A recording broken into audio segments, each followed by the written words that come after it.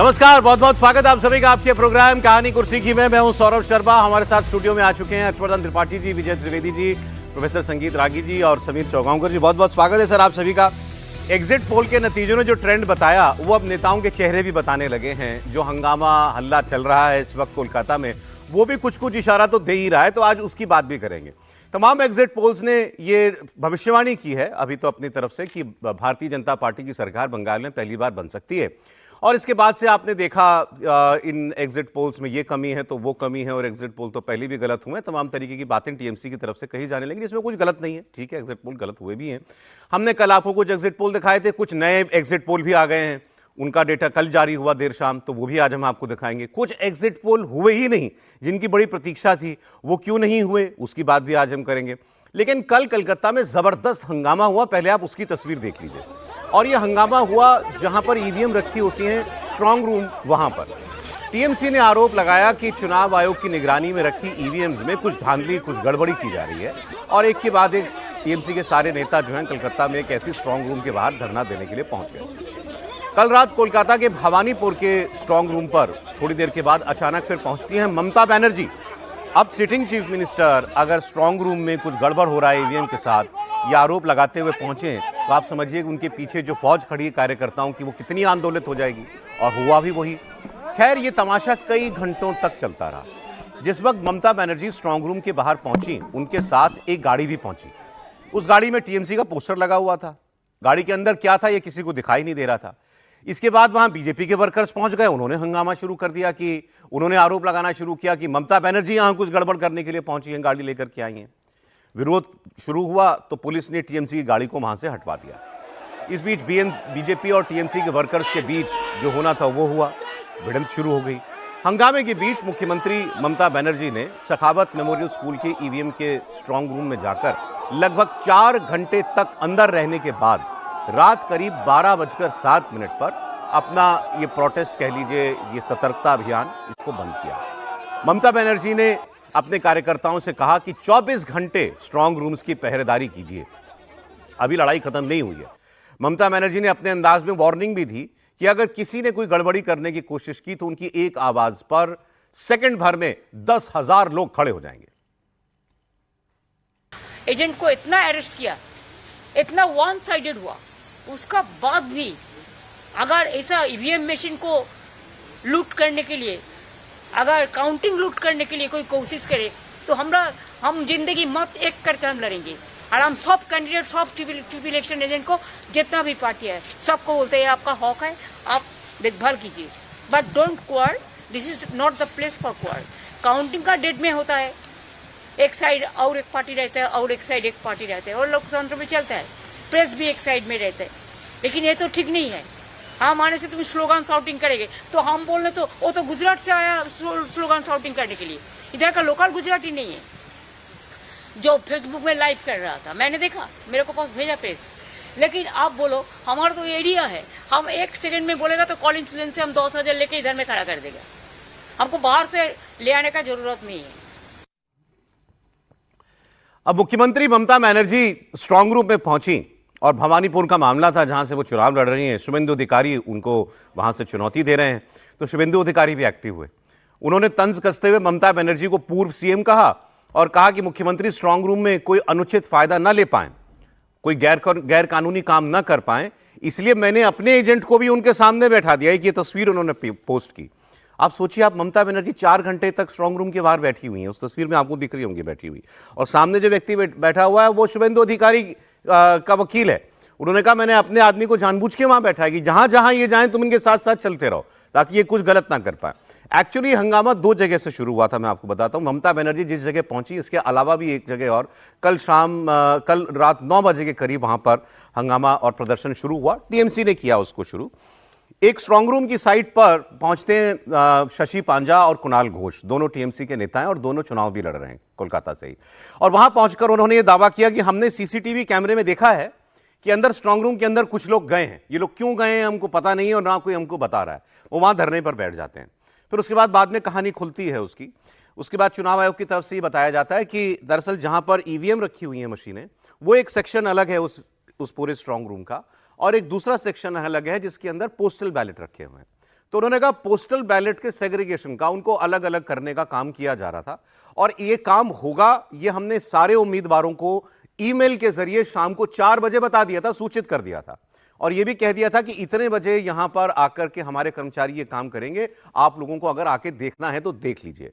इसकी जानकारी पहले दे दी गई थी और उन्होंने यह भी दावा किया कि 3 कैंडिडेट्स और उनके साथ में लोग, उनके पोलिंग एजेंट, वो लोग आए भी चेक करने के लिए और उन्होंने देखा कि यही काम हो रहा है और वो लोग चले गए।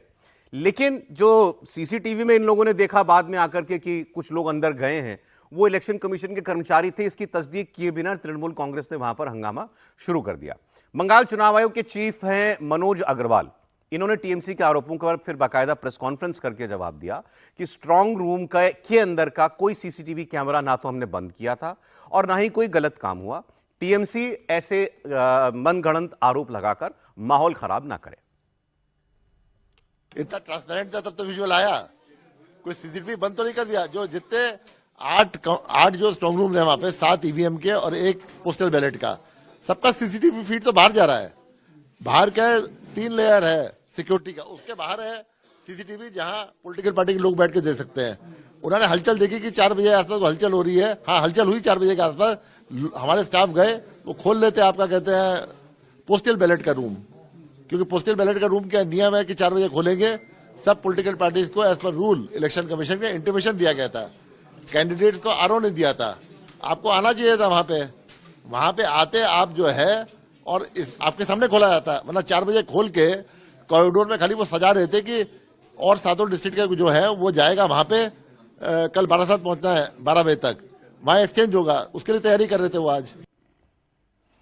देखिए, एक बात तो यह कि जहां पर ईवीएम मशीनें वगैरह चुनाव के बाद रखी जाती हैं, इस सब का एक वेल लेड आउट प्रोसीजर है। हर चुनाव में वही प्रोटोकॉल फॉलो होता है। इतनी जगह कैमरे लगे होते हैं और 3-3 लेयर की सिक्योरिटी होती है। किसी बाहर के आदमी का, जो गैर वांछित आदमी है, उसका ईवीएम तक पहुंच पाना तो नामुमकिन काम है। वहां तक तो कोई जा ही नहीं सकता, कैंडिडेट भी नहीं जा सकता है ईवीएम को अंदर देखने के लिए, उसको भी एक हद तक जाने की परमिशन होती है। तो ये कहना कि वहां पर कोई गड़बड़ी कर लेगा, कोई अंधेरगर्दी मच जाएगी, इसमें तो कोई दम नहीं है, क्योंकि कैमरे, जो सीसीटीवी कैमरे लगे हैं हर चरण पर जो लगे हुए हैं, उसकी फीड बाहर आ रही है। वो बाहर बड़ी बड़ी स्क्रीन पर हर आदमी उसको देख सकता है, वो हर पल निगरानी कर सकता है कि ईवीएम जो रखी हुई है वो सुरक्षित रखी हुई है कि नहीं रखी हुई है। फिर भी ममता बनर्जी का 4 घंटे स्ट्रांग रूम में जाकर कल यूं धरना देना और 2 जगहों पर यूं तमाशा होना, क्या बता रहा है त्रिपाठी जी? ये भी एक अलग किस्म का एग्जिट पोल है कोई? नहीं, देखिए, ममता जी जो कर रही हैं उनको शायद वो दिख रहा है कि पश्चिम बंगाल में हो क्या रहा है।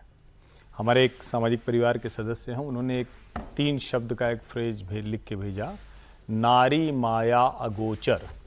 इसका मतलब ये होता है कि जब दैवी शक्ति कुछ काम करती है तो उसको समझना मनुष्य के वश के बाहर हो जाता है। पश्चिम बंगाल में जो कुछ हो रहा है वो लगभग वही स्थिति होती हुई दिख रही है। और हम लोग लगातार बात कर रहे हैं कि ये वो ममता बनर्जी तो है ही नहीं जिसके लिए हम लोग जानते थे, जिस ममता बनर्जी को हम लोग एक तरह से कहें कि स्ट्रांग लीडर के तौर पर देखते थे, वो ममता बनर्जी तो ये है नहीं। और जब किसी को ये कहना पड़ जाए कि ये तो हमारा एरिया है, तो फिर तो बड़ा मामला गड़बड़ हो जाता है। देश में कोई मुख्यमंत्री अपनी कॉन्स्टिट्यूंसी में कहे कि ये हमारा एरिया है, तो एरिया किसका होता है वो कोई बताने की जरूरत नहीं है। लेकिन इसका मतलब ये है कि डर बहुत ज्यादा है। जिस भय की बात की जा रही थी, वो भय अब लोगों के दिमाग से निकलकर सत्ताधारी पार्टी के शीर्ष नेता के दिमाग में आ गया है। और इसका सीधा सा मतलब यह कि जो पावर था वो दिमाग से निकल चुका है, वहां भय ने जगह ले ली। इसका मतलब पावर कहीं और शिफ्ट हुआ है। पावर कहां शिफ्ट हुआ है? शुभेंदु अधिकारी के पास। यह बहुत साफ साफ दिख रहा है और इसीलिए मुझे लगता है कि अब इसमें कोई कंफ्यूजन नहीं है। अब कोई, मतलब मैं बार बार कह रहा हूं, कोई चमत्कार हो जाए, कुछ ऐसा हो जाए जिसकी किसी ने कल्पना नहीं की हो, वरना ममता बनर्जी के ये जाने के लक्षण है। उनका काम पूरा हो चुका है, जो करने के लिए जिनको नियति ने तय किया था वो होता हुआ दिख रहा है। अच्छा, कोलकाता के जो स्ट्रांग रूम के बाहर कल रात को हंगामा हुआ था, मैंने आपको बताया कुणाल घोष और शशि पांजा टीएमसी से वहां पर पहुंचे थे। आज भी वहां पर हालात काफी तनावपूर्ण है। कुणाल घोष ने आज सुबह Netaji indoor stadium counting centre में जाकर के फिर एक बार सारी चीजें अपनी आंखों से देखी और सीसीटीवी के जरिए स्ट्रांग रूम की निगरानी भी की। और उनका कहना है कि उन लोगों को जानकारी मिली है कि आज भी शाम 5 बजे यहां कोई मूवमेंट हो सकता है, फिर पोस्टल बैलेट यहां पर लाए जा सकते हैं। इसलिए इस बार हमने अपने विटनेस को मौजूद रहने के लिए कहा है। ये तो सील्ड स्ट्रांग रूम है ना, तो अचानक हम लोग देखा सील्ड स्ट्रांग रूम वो खोल के कुछ लोग अंदर मूवमेंट हो रहा है। क्या मूवमेंट हो रहा है, कैसे मूवमेंट हो रहा है, क्यों होगा? इसीलिए हमारा प्रोटेस्ट था, हम लोग जानना चाहते थे। तो वो लोग बोल रहे हैं हम भेजा है, हम मेल भेजा है। और अगर आप लोग मेल भेजा है तो घुसने क्यों नहीं दे रहा है? आप इनविटेशन लेटर भेज रहे हो और खाने के लिए कुछ भी नहीं हो, डिनर टेबल पे नहीं बैठने दे रहे हो, तो वो इनविटेशन लेटर का क्या मतलब था? इसीलिए मैडम शशि पाजा, हम लोग, मैं, हमारा एजेंट आयोन, हम सब लोग धरना पे बैठा था। बाद में वो डीओ मैडम आया और मैडम ने कही कि ये उसका एक गलती हुआ है, ये नहीं करना चाहिए। तो वो कुछ हमारा जो ऑब्जर्वेशन है हमने बोला वो हो रहा है, लेकिन अभी वो तो पूरा फुल सिक्योरिटी यहाँ पर तो एकदम फोर्ट बना दिया है। तो वहां पर हम सुबह आए थे, जो सीसीटीवी का जो स्क्रीन में कल मूवमेंट चल रहा था, वो स्क्रीन का क्या हाल है वो स्पेशली ऑब्जर्व करने के लिए। अभी तो उनमें कोई मूवमेंट नहीं है, लेकिन हमारा पास खबर है जे 5 PM करीब फिर वहां पर मूवमेंट हो सकता है। फिर कुछ बैलट आएगा, पोस्टल बैलट, और वहां पे मूवमेंट होगा। इसीलिए हम सब कैंडिडेट और हमारा सब कैंडिडेट और एजेंट लोगों को हम इन्फॉर्म कर देते हैं जो वहां पर अगर फिर से कोई मूवमेंट हुआ तो हम इसी को भी रिक्वेस्ट किया, हम लोगों को वहां पर एज विटनेस वहां पर रहना चाहिए। अब समझ में नहीं आ रहा कि कुणाल घोष साहब कल से लेकर आज तक किस लिए अपनी रातों की नींद उन्होंने जो है खराब की हुई है। क्या हो जाएगा स्ट्रांग रूम के अंदर? कोई नहीं घुस सकता स्ट्रांग रूम के अंदर। दर्जनों लोग तो दर्जनों या सैकड़ों लोग बाहर बैठे हुए हैं, हर कोई कैमरे पर देख रहा है, क्या कर लेंगे? लेकिन एक लाइन जरूर बोल दूं। हाँ, कल देर शाम से तृणमूल कांग्रेस ने झूठी खबर फैलाई कि कोई स्ट्रांग रूम में घुस गया और ईवीएम से छेड़छाड़ कर रहा है। कुणाल घोष जी अब बता रहे हैं कि ऐसा कुछ नहीं है, सब कुछ हो गया था। और एक लाइन उन्होंने बोली कि एकदम किला बना दिया है। इतनी जबरदस्त। अरे भाई, जब इतनी इस वक्त किलेबंदी की ही जरूरत है तो एक तरफ आप कह रहे हैं कि इतना सेफ है, फिर अफवाह क्यों फैला रहे हैं, झूठ क्यों बोल रहे हैं? इस तरह की जो कोशिश होती है कि अरे बड़ी गड़बड़ हो गई, मशीन में कुछ गड़बड़ हुई, ये अफवाह क्यों फैला? सर दूसरा मैं पूछ रहा हूं, बचा क्या है? मतलब चुनाव हो गया, ईवीएम सील हो गई हैं, अब जो होगा 4 तारीख को होगा। उस बीच में क्या लोग नेता लोग दौड़ भाग करके कर लेंगे? कुछ नहीं। एक तो देखिए, इलेक्शन का जो सिस्टम है उसको समझने की ज़रूरत है। ये जो बोल रहे हैं, कल रात को भी मैं कहीं था चैनल पर, तब भी ये बात हुई। मैंने कहा कि आप इसको समझने की ज़रूरत है कि इलेक्शन सिस्टम में होता क्या है, कि ये जो ईवीएम्स हैं वो कोई अकेला लेके नहीं जा सकता वहाँ पे, इलेक्शन ऑफिसर्स भी नहीं ले जाते। जब वो इलेक्शन मशीन्स ईवीएम बंद होती हैं तो उस समय जो पॉलिटिकल एजेंट हैं उनके साइन होते हैं, उनके सामने वो सील होती है, उस सील पर भी साइन होते हैं, ठीक है। फिर जब वो स्ट्रांग रूम में जा रही होती हैं तो पॉलिटिकल पार्टीज़ को अलाउ किया जाता है, उसको फॉलो कर सकते हैं। जब स्ट्रांग रूम में बंद होती हैं तब भी वहाँ पर साइन होता है पॉलिटिकल पार्टी के एजेंट का, वो होता है, और उसके बाद वो लॉक हो जाता है। जब सील खुलती है काउंटिंग से पहले तब भी उनकी प्रेजेंस में होता है, और वो कोई एक पार्टी का नहीं, कम से कम 2-3 पार्टीज के वहाँ पर रिप्रेजेंटेटिव रहे, उनकी इसकी सारी वीडियो रिकॉर्डिंग और सारी वीडियो रिकॉर्डिंग सबकी सब हो रही है, और सारे के सारे सीसीटीवी में वो कैद हो रहा है, मॉनिटर हो रहा है। और जब वोट डल गया, अब इसमें से कुछ बदल नहीं सकता कुछ खास। वहां पर कल रात को क्या बात हुई कि पोस्टल बैलेट्स, ये जो वीडियो आप दिखा रहे हैं इसमें ये कहा गया टीएमसी ने कि भाई पोस्टल बैलेट्स को है ना, उन्होंने काउंटिंग करना शुरू कर दिया। तो ऐसा इलेक्शन कमीशन कर ही नहीं सकता। अब जो सिस्टम हो गया ना, देखिए जितना फर्जी वोट डलना होता है वो सब होता है, वो इलेक्शन से पहले होता है। इलेक्शन के बाद की संभावनाएं कम होती हैं, और वो जो हो सकती हैं वो काउंटिंग के वक्त होती है। मतलब यदि कोई ऑफिसर मिलकर कुछ करना चाहे, हालांकि वो भी संभव नहीं है क्योंकि सबके सामने हो रहा है, सारी बातें हो रही है, लेकिन जब वो रिकाउंटिंग और वो 2-4-5 वोट का इधर उधर हो रहा है तब होता है। ये सब कुछ नहीं होता, क्यों जरूरत पड़ी? और अफवाहें, ऐसा टेंशन वाला स्टेट है तो वो अफवाह होती ही रात को बहुत वहां पर मारपीट होने वाली थी सर, सब कुछ हमारा तो कैमरा लाइव था। एक काम और करना चाहिए, नहीं सबके कैमरा है, और एक काम और करना चाहिए था ममता जी को भी, कुणाल घोष साहब को भी, रात को 12 बजे, 1 बजे, 2 बजे उनको कहना चाहिए था कि हमने देख लिया, कुछ नहीं हुआ। कम से कम ये बात तो बोलना चाहिए ना। जब आप आ गए, देखिए मैं दोनों तरफ की बात बोल वो यही रहे थे, लेकिन क्या करें, कैसे बोलें? नहीं, मैंने बीजेपी वालों को सुना, वो कह रहे हैं कि ये सब तमाशा ममता बनर्जी अपने कार्यकर्ताओं का मनोबल ऊंचा रखने के लिए कर रही है। क्या कहो, मनोबल को किस बात के लिए ऊंचा रखना? इससे क्या होगा? क्या अब 4 मई को कुछ होगा तो होगा, मनोबल ऊंचा होना होगा तो 4 मई को होगा। जिसको डिप्रेशन में जाना है वो 4 मई को जाएगा ही। हाँ, तो वो जिसको लड्डू बांटने हैं वो बांटेगा। बात खत्म हो गई। इसमें अभी 3 दिन में क्या आप कर लेंगे? लेकिन जो गिनती वाली बात आपने कही, वहां पे अभी भी मैं मानता हूं कि ये बीजेपी को भी और इलेक्शन कमीशन को भी, क्योंकि ये बीजेपी चैलेंजर है, इलेक्शन कमीशन अंपायर है, इनको उस दिन तक के एहतियात भी लेने पड़ रहे हैं। कैसे, वो आप देखिए। एक तो बीजेपी ने एक मीटिंग बुलाई है 2 तारीख को, मतलब कल। वो काउंटिंग डे के लिए मीटिंग, एक बड़ी मीटिंग, उसमें सारे विधायक, एमपी, उम्मीदवार सब बुलाए गए। तो काउंटिंग डे के लिए क्या तैयारियां स्पेशल कर लेगी बीजेपी, एक इसको समझेंगे।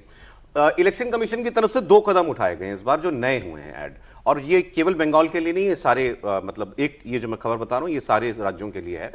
मतगणना केंद्रों में अनधिकृत प्रवेश को रोकने के लिए चुनाव आयोग ने अब ईसीआई नेट पर क्यूआर कोड आधारित फोटो पहचान पत्र प्रणाली शुरू की है। ये प्रणाली 4 मई 2026 को असम, केरल, तमिलनाडु, पश्चिम बंगाल, पुडुचेरी में विधानसभा चुनावों के साथ साथ उपचुनावों की मतगणना के लिए है। इससे भविष्य के सभी लोकसभा और राज्य विधानसभा चुनाव में इसे लागू किया जाएगा। सरल शब्दों में क्यूआर कोड पहचान पत्र दिया जाएगा, वही आदमी काउंटिंग सेंटर के अंदर जा सकता है। तो एक पहचान को और वेरीफाई करने के लिए कर दिया गया कि कोई अनवांटेड आदमी काउंटिंग सेंटर में जा ना पाए। दूसरा, काउंटिंग डे से रिलेटेड एक खबर, कलकत्ता उच्च न्यायालय में एक शिकायत पहुंची कि मतगणना पर्यवेक्षक काउंटिंग सुपरवाइजर्स, ये राज्य कर्मचारी के बजाय सेंट्रल मतलब केंद्र सरकार के कर्मचारी या पीएसयू के कर्मचारी, उन्हीं लोगों को मतगणना के सुपरवाइजर बनाया है इलेक्शन कमीशन ने। तो ये शिकायत गई हाईकोर्ट में कि भाई इसमें राज्य सरकार के कर्मचारी जो हैं उनको क्यों नहीं बनाया जा रहा है। अब वहां जेरेबाजी जो भी हुई हो, लेकिन उसके बाद हाईकोर्ट ने कहा कि हम इस वक्त इस पर कोई एंटरटेन नहीं कर रहे हैं इस याचिका को। अगर बाद में कोई ऐसी बात आती, कहीं कुछ गड़बड़ हुई या इससे रिलेटेड, तो आप उसको शिकायत के रूप में लेकर के आइए, हम अभी इसमें इंटरवीन नहीं करने वाले हैं।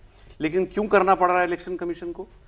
काउंटिंग सुपरवाइजर वो सेंट्रल गवर्नमेंट का एम्प्लॉय क्यों है, राज्य सरकार का कर्मचारी क्यों नहीं है? सर देखिए, सबसे पहले बात तो ये बताना चाहिए कहानी कुर्सी के दर्शकों की कि जो कुछ भी ममता बनर्जी कर रही हैं, हार का जो फ्रस्ट्रेशन है उनके चेहरे पर दिखाई दे रहा है। मैं नहीं जानता हूं कि परिणाम क्या होगा। परिणाम भारतीय जनता पार्टी जीतेगी नहीं जीतेगी, आप इशारे कर रहे हैं। मेरा आकलन अपना है कि 170 से कम सीटें भारतीय जनता पार्टी नहीं है। नहीं, मैं आपसे फिर कह रहा हूं। लेकिन एक जैसे क्या होगा ये तो अभी भविष्य के गर्भ में है। ये मेरा आकलन है कि 170 सीटें से कम भारतीय जनता पार्टी नहीं जीतेगी, और जो दूसरा राउंड है उसमें कम से कम 70 सीटें भारतीय जनता पार्टी जीत रही है। तो जो कुछ भी आंकड़ा निकल करके आता हो, लेकिन हमारी आकलन क्या है, आपका आकलन क्या है? कहानी कुर्सी के दर्शकों ने तो पूरा अपना चुनाव सर्वेक्षण ही बता दिया है कि कहानी कुर्सी के इतने दिनों तक, 1.5 महीने तक फॉलो करने के बाद मेरा निष्कर्ष यह है, ये भी जरा आप बता दीजिएगा कि कौन आसाम में जीत रहा है, कौन बंगाल में जीत रहा है। उन्होंने, एक दर्शक ने पूरा लिस्ट भेज रखा है। देखिए, मोटा मोटी लग रहा है कि तृणमूल कांग्रेस हार रही है। उनको जो 2021 का कॉन्फिडेंस था वो कहीं नहीं दिखाई दे रहा है।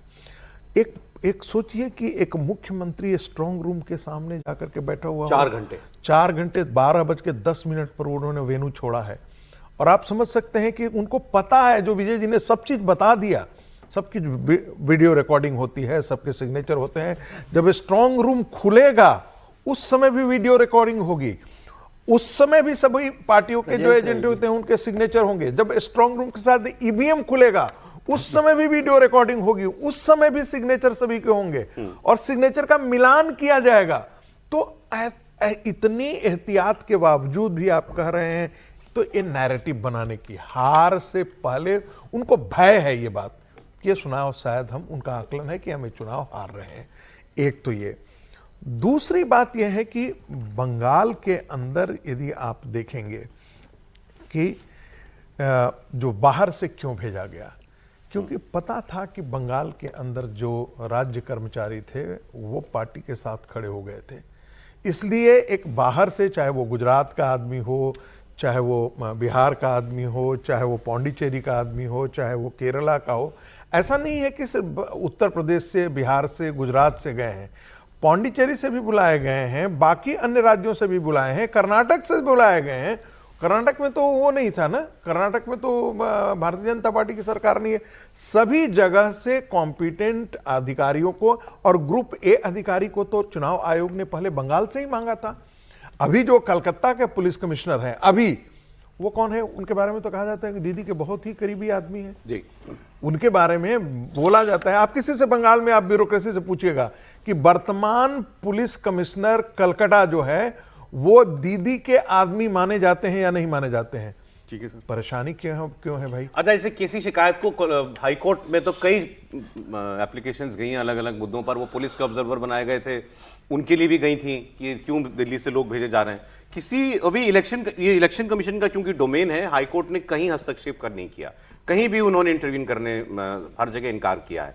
अब जहां तक प्रोसीजरल बातें हैं या सेंट्रल फोर्सेस लगी हैं, ममता बनर्जी ने कहा ना ये तो चुनाव चोरी करना चाह रही हैं, तो उस पर पश्चिम बंगाल के जादवपुर विधानसभा सीट से सीपीएम के कैंडिडेट को सुनना चाहिए आपको। इनका नाम है विकास रंजन भट्टाचार्य। ये क्या कह रहे हैं? इन्होंने कहा कि ममता बनर्जी की निराशा है कि वो इस किस्म की बातें कह रही हैं और ये उनके लोगों ने 15 साल गुंडागर्दी और अपनी मनमानी की है, वो मनमानी अब नहीं चल पा रही है, वो आपको ममता बनर्जी के एक्शंस में दिखाई दे रहा है। वरना सीआरपीएफ हो या इलेक्शन कमीशन हो, हमें इनके किसी के कॉन्डक्ट से कोई शिकायत नहीं है। अधीर रंजन चौधरी ने प्रशंसा की। Her frustration is obvious because her goons could not had the free hand this time. Since 2011 onwards till today, the elections were controlled by TMC goons. After 11 o'clock in the morning, all the booths were really taken over by them, these goons, and they used to control. Now this time they failed. And that's the frustration and fear of Mamta. एक चुनाव हो रहा है और कांग्रेस और left वाले जो हैं वो कह रहे हैं कि कहीं कोई हमको प्रक्रिया में कोई कमी दिखाई नहीं दे रही है। देखिए, बड़ा दुर्भाग्यपूर्ण है कि ममता बनर्जी जैसी नेता कोई पहली बार चुनाव लड़ रहा हो और पहली बार चुनाव प्रक्रिया को सामना कर रहा हो और वो इस तरीके से आरोप लगा और उसे लगे कि भाई ईवीएम में कुछ तरह की छेड़छाड़ हो सकती है तो समझा जा सकता है। ममता बनर्जी तो 1984 में पहली बार लोकसभा की सांसद बनी थी, 7 बार की लोकसभा की सांसद चुनाव लड़ी, वो इसी चुनाव प्रक्रिया से वो चुनाव जीती है। मुख्यमंत्री 3 बार की मुख्यमंत्री रही है, 2011 का चुनाव जीती है, 2016 का जीती है, उसके बाद 21 का वो चुनाव जीती है। तमाम चुनाव लड़ने का ममता बनर्जी का अनुभव है, चुनाव प्रक्रिया से हो गई है। और क्या लोकसभा चुनाव के समय भी ममता बनर्जी ने ऐसा किया था कि 2024 के लोकसभा चुनाव हुए थे कि ईवीएम के लिए छेड़खानी का आरोप लगा कि भारतीय जनता पार्टी लोकसभा सीटें जीतने के लिए ईवीएम में छेड़खानी कर रही है और ममता बनर्जी गई थी? किसी चुनाव में ममता बनर्जी का ऐसा व्यवहार देखने को नहीं मिला कि जो कार्यवाहक मुख्यमंत्री है, इतनी बड़ी नेता, वो रात को जाए और 4 घंटे वहां पर जाकर बैठे। मुझे लग रहा है ये बता रहा है कि ममता बनर्जी किस तरीके से इस चुनाव में हार रही है और ममता बनर्जी को समझ में आ गया है कि ये चुनाव मेरे हाथ से निकल गया है। अब उन्हें लग रहा है कि जब चुनाव में हारूंगे 4 मई को तो मेरे पास ये कहने के लिए एक आधार हो जाएगा कि ईवीएम में जिस दिन गई थी 30 तारीख की रात को और 1 तारीख को जिस तरीके से आरोप लगाया था चुनाव आयोग पर, चुनाव आयोग ने धांधली की और भारतीय जनता पार्टी को चुनाव जिताया है। हार का कारण मुझे लगता है ममता बनर्जी इसमें देखना चाहती थी। और जिस तरीके से कल ममता बनर्जी कहती है कि अभी 1 घंटे में 10,000 लोग यहां पर इकट्ठे हो जाएंगे, तो क्या ममता बनर्जी बंगाल के अंदर कोई दंगा कराने के लिए इशारा कर रही है? क्या ममता बनर्जी चुनाव आयोग को यह कहना चाहती है कि भाई अगर चुनाव परिणाम मेरे अनुरूप नहीं आए तो 4 तारीख को पूरा बंगाल के अंदर आगजनी और दंगा कराने के लिए मेरे कार्यकर्ता तैयार होंगे? चुनाव में हार जीत लगी रहती है। चुनाव में तमाम एग्जिट पोल बता रहे हैं कि आप चुनाव हार रहे हो, आपको खुद लग रहा है कि सत्ता आपके हाथ से निकल गई है। ऐसे में जो भी परिणाम आए आपको गरिमापूर्ण स्वीकार करना चाहिए। इस तरीके से आप हिंसा की धमकी देने की कोशिश करना, कार्यकर्ताओं को हिंसा के लिए उकसाना, देश के चुनाव प्रक्रिया पर प्रश्न चिन्ह खड़ा करना और दुनिया में यह बताना कि भारत में चुनाव जो हो रहे हैं वो निष्पक्ष चुनाव नहीं होते, मुझे लग रहा है बहुत दुर्भाग्यपूर्ण है। ममता बनर्जी 2011 में चुनाव जीतती है तब ममता बनर्जी को आपत्ति नहीं होती है, 16 और 21 में जीतती है तब ममता बनर्जी को आपत्ति नहीं होती है। तो अपना चुनाव हारते हैं तभी होती है, तो हर किसी को नहीं। तो भारतीय जनता पार्टी चुनाव हारती तो भारतीय जनता पार्टी ने कहा, भारतीय जनता पार्टी 240 सीटों पर आ गई, भारतीय जनता पार्टी ने कहा कि कुछ हुआ। प्रधानमंत्री नरेंद्र मोदी 1.5 लाख पर बनारस में आ गए तो क्या बीजेपी ने कहा कि कोई छेड़खानी हुई है? एक बार भी भारतीय जनता पार्टी आरोप नहीं लगाती है और ममता बनर्जी जिस तरीके से आरोप लगा रही है मुझे लगता है कि बहुत दुर्भाग्य। ममता बनर्जी अभी अब बयान जो मैंने आपको सुना उसमें एक मजेदार बात बोली, आपने ध्यान नहीं दिया। उन्होंने कहा ये बाहर से लोग आए हुए हैं यहाँ पर। बाहर से कौन लोग आए? बोले ये गुजराती बोल रहा था, गुजराती में नारे लगा रहा था। ये गुजरात का गुजराती है, ये बंगाल का गुजराती नहीं है। लोकल गुजराती नहीं है। यहाँ तक तो बात भवानीपुर में गुजराती हैं, गुजराती उनको आइडेंटिफाई हो जाता है, बट बांग्लादेशी उनको आइडेंटिफाई करने से मना करती हैं कि बांग्लादेशी मत है। 2 नए सर्वे आ गए हैं, उनकी बात आपको पहले बता दें। 2 एग्जिट पोल, अभी बंगाल का बता रहा हूं आपको, उन्होंने बाकी और राज्यों का भी किया, उसको अगले हिस्से में करेंगे। अब टुडेज चाणक्य का एक सर्वे आया है और इस सर्वे के मुताबिक बीजेपी की सरकार बनती हुई दिखाई दे रही है और इन्होंने तो बंपर जीत की भविष्यवाणी की है। टुडेज चाणक्य के एग्जिट पोल के मुताबिक बंगाल में बीजेपी 192 सीटें जीत सकती है, 192। वहीं टीएमसी को मिल सकती हैं 100 सीटें और पार्टियों को इन्होंने 2 सीटें दी हैं। तो 192 सीटें दे रहा है टुडेज चाणक्य का सर्वे 294 में से भारतीय जनता पार्टी को। अच्छा, इन्होंने इसका कास्ट वाइज ब्रेकअप भी किया है, थोड़ी और डिटेलिंग हो जाएगी और हमारी बातचीत अच्छी हो जाएगी, उसको देख लेते हैं। इन्होंने कहा है कि बंगाल में मुसलमानों का भी 8% वोट बीजेपी को मिल सकता है। Tripathi ji please don't react, अभी खबर पूरी बताने दी फिर रिएक्ट कीजिएगा। 8% मुसलमान भी बीजेपी को वोट कर रहे हैं, ऐसा इन्होंने कहा है। अब रुका नहीं जा रहा है उनसे तो। टीएमसी को 71% मुसलमान वोट मिलेगा, ऐसा इनका दावा है। दलित वोटर्स में बीजेपी को 67%, 67%, टीएमसी को 22% वोट मिल रहे हैं। ओबीसी वोट में बीजेपी को 61%, तृणमूल कांग्रेस को 27% वोट जा सकता है और शेड्यूल्ड ट्राइब वोटर्स में 53% भारतीय जनता पार्टी के पास और 40% तृणमूल कांग्रेस के साथ जाते हुए दिखाई दे रहे हैं। इसका मतलब एससी, एसटी, ओबीसी का बड़ा वर्ग जो है वो भारतीय जनता पार्टी के साथ है। हिंदू का वोट चला गया, मतलब सीधा हिंदू सभी, इसमें बस अगड़ों को छोड़ दें तो सभी आ गए, तो उसका और 8% मुस्लिम वोट भी उन्होंने कहा है और 71% मुस्लिम वोट टीएमसी को। क्या जो बात हो रही थी सैचुरेट हो चुका है मुस्लिम वोट टीएमसी की तरफ, तो इससे तो ज्यादा हो ही सकता था, लेकिन इससे ये 70% के करीब दे रहे हैं। वोट वाइब के एग्जिट पोल में बीजेपी को ये, अच्छा वोट वाइब का आपको बताता हूं, पहले इस पर ही हम लोग बात कर लें। तो 192, इसमें जो 190 का आंकड़ा ये क्यों इंपॉर्टेंट है?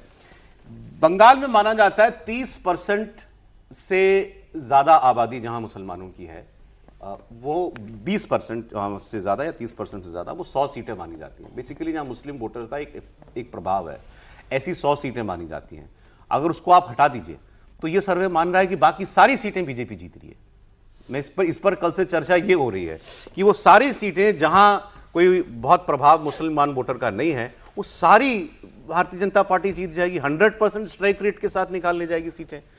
तो ये तो बिल्कुल ही गजब होगा, ये चमत्कार की श्रेणी में होना चाहिए अगर वाकई 190 के पास बीजेपी पहुंचती है तो। त्रिपाठी जी नहीं, चमत्कार की श्रेणी में होगा। और अगर बंगाल के मिजाज से देखें तो वो लोग मतलब बहुत आसानी से, बहुत आराम से, बहुत रुक के, लेकिन जब पलटते हैं तो फिर एकदम से पलट देते हैं।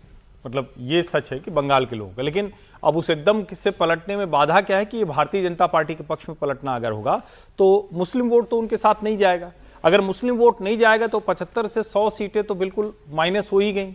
और 192 होने का मतलब एकदम वही हुआ कि सारी हिंदू ताकत वाली सीटें चली जाएं। और अगर ऐसा हो जाता है तो फिर तो सचमुच चिंता यह होनी चाहिए कि क्या ममता बनर्जी को 100 सीटें भी मिल पाएंगी, क्योंकि 75 से 100 हम इस आधार पर मुस्लिम सीटों पे कहते हैं कि मुस्लिम के साथ कुछ तो हिंदू आएगा।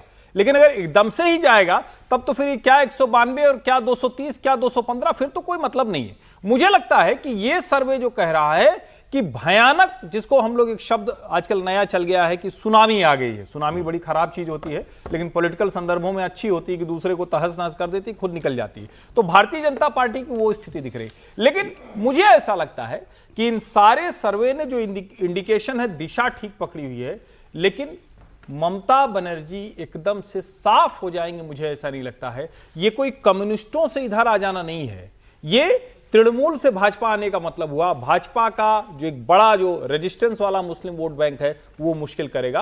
और हो सकता है कि नंबर ये आए, लेकिन मुझे इससे कम नंबर आते दिखते हैं। मतलब मेरा अपना अनुमान है कि इस नंबर तक अगर जाएंगे तब तो फिर कुछ भी नहीं बचेगा। तब तो क्या मुस्लिम सीटें, तब तो वो वाला हाल होगा कि संभल उत्तर प्रदेश में जीत गई, मुरादाबाद जीत गई, रामपुर जीत गई, तब ये हाल होगा। इसका मतलब 190 प्लस जाने का मतलब या 190 के पास जाने का मतलब भी ये है कि मुस्लिम हिंदू वोट जो है वो पूरा का पूरा बीजेपी की तरफ चला गया। 70-75% मुस्लिम वोट, हिंदू वोट वो बीजेपी की तरफ जब चला जाए तब आप ऐसे नतीजों की उम्मीद कर सकते हैं। क्या वो मुमकिन है बंगाल के अंदर? ये बात तो ठीक है, बीजेपी को जो मिलता है वो हिंदू वोट में से ही मिलता है। 53% हिंदू वोट पर बीजेपी 2021 के चुनाव में भी खड़ी थी।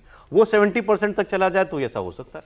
देखिए, हम लोग बार बार यही कह रहे थे कि भारतीय जनता पार्टी को जीतने के लिए आवश्यक है कि हिंदू वोट कंप्लीटली पोलराइज करे। और जब हम कहते हैं कंप्लीट पोलराइज, तो मतलब कि पिछली बार जो है वो एक भारत के एक प्रतिष्ठित संस्थान ने कहा था कि 75% मुस्लिम जो है वो वोट किया है, टीएमसी के लिए किया है। इस बार का जो सर्वे, ये सर्वे दिखा रहा है कि 71% किया है।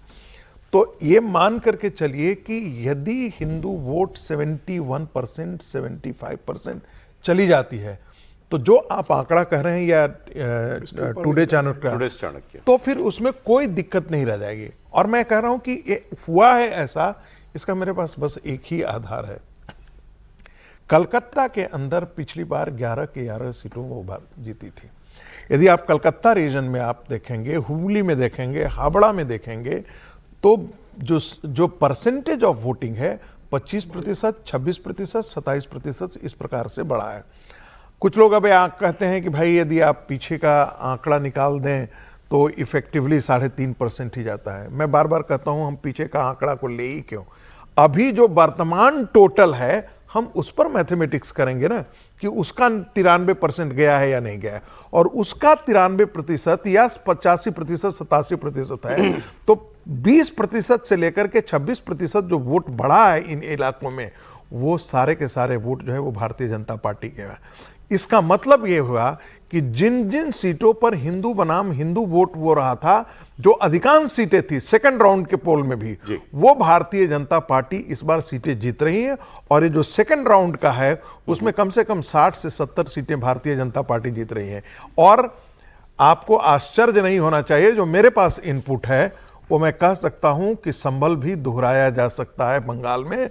संभल जैसी घटनाओं से, यानी संभल जैसे जगहों से भी भारतीय जनता पार्टी के लिए अच्छी 8% मुस्लिम वोट भी दे रहा है वो सर्वे। सर देखिए, मैं तो उसको 1% भी मैं नहीं मानता हूं। ये सर्वे वालों के दिमाग की पता नहीं फिर कहां से फितूर आ जाता है, और भारतीय जनता पार्टी को भी आ जाता है। लेकिन मैं ये बात मानने में कोई दिक्कत नहीं है, पूरा सर्वे मान लिया है, लेकिन मैं 8% मुस्लिम नहीं जा सकता। मैं बहुत इस मामले में साफ हूं कि भारत का मुसलमान हिंदू पार्टी भारतीय जनता पार्टी को 1% भी वोट नहीं करती, उसका अपना कार्डर भी वोट कर दे तो ये बहुत बड़ी बात है। नहीं सर, लेकिन हमेशा कभी कभी तो आदमी मन में भी मुस्कुराता ही है ना सर, तो थोड़ा बहुत तो ये हो सकता है ना। ऐसा कैसे होगा?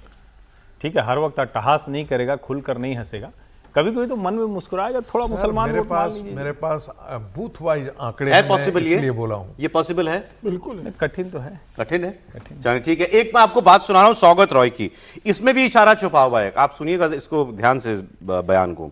सौगत रॉय जी एग्जिट पोल्स पर कह रहे थे, उन्होंने कहा ये तो गेस वर्क है, इसके पीछे कोई साइंस नहीं है, ये सब अपने मन में कर लेते हैं, गुणा भाग और सब जारी कर देते हैं। और ममता बनर्जी ने कहा था कि ये बीजेपी के दफ्तर से निकले हैं सारे एग्जिट पोल। वो एक बात और कह रहे हैं, वो कह रहे हैं कि ये बात भी गलत है जो माहौल बना के बताया जा रहा है कि इस बार बहुत वोट पड़ गया, बहुत वोट पड़ गया।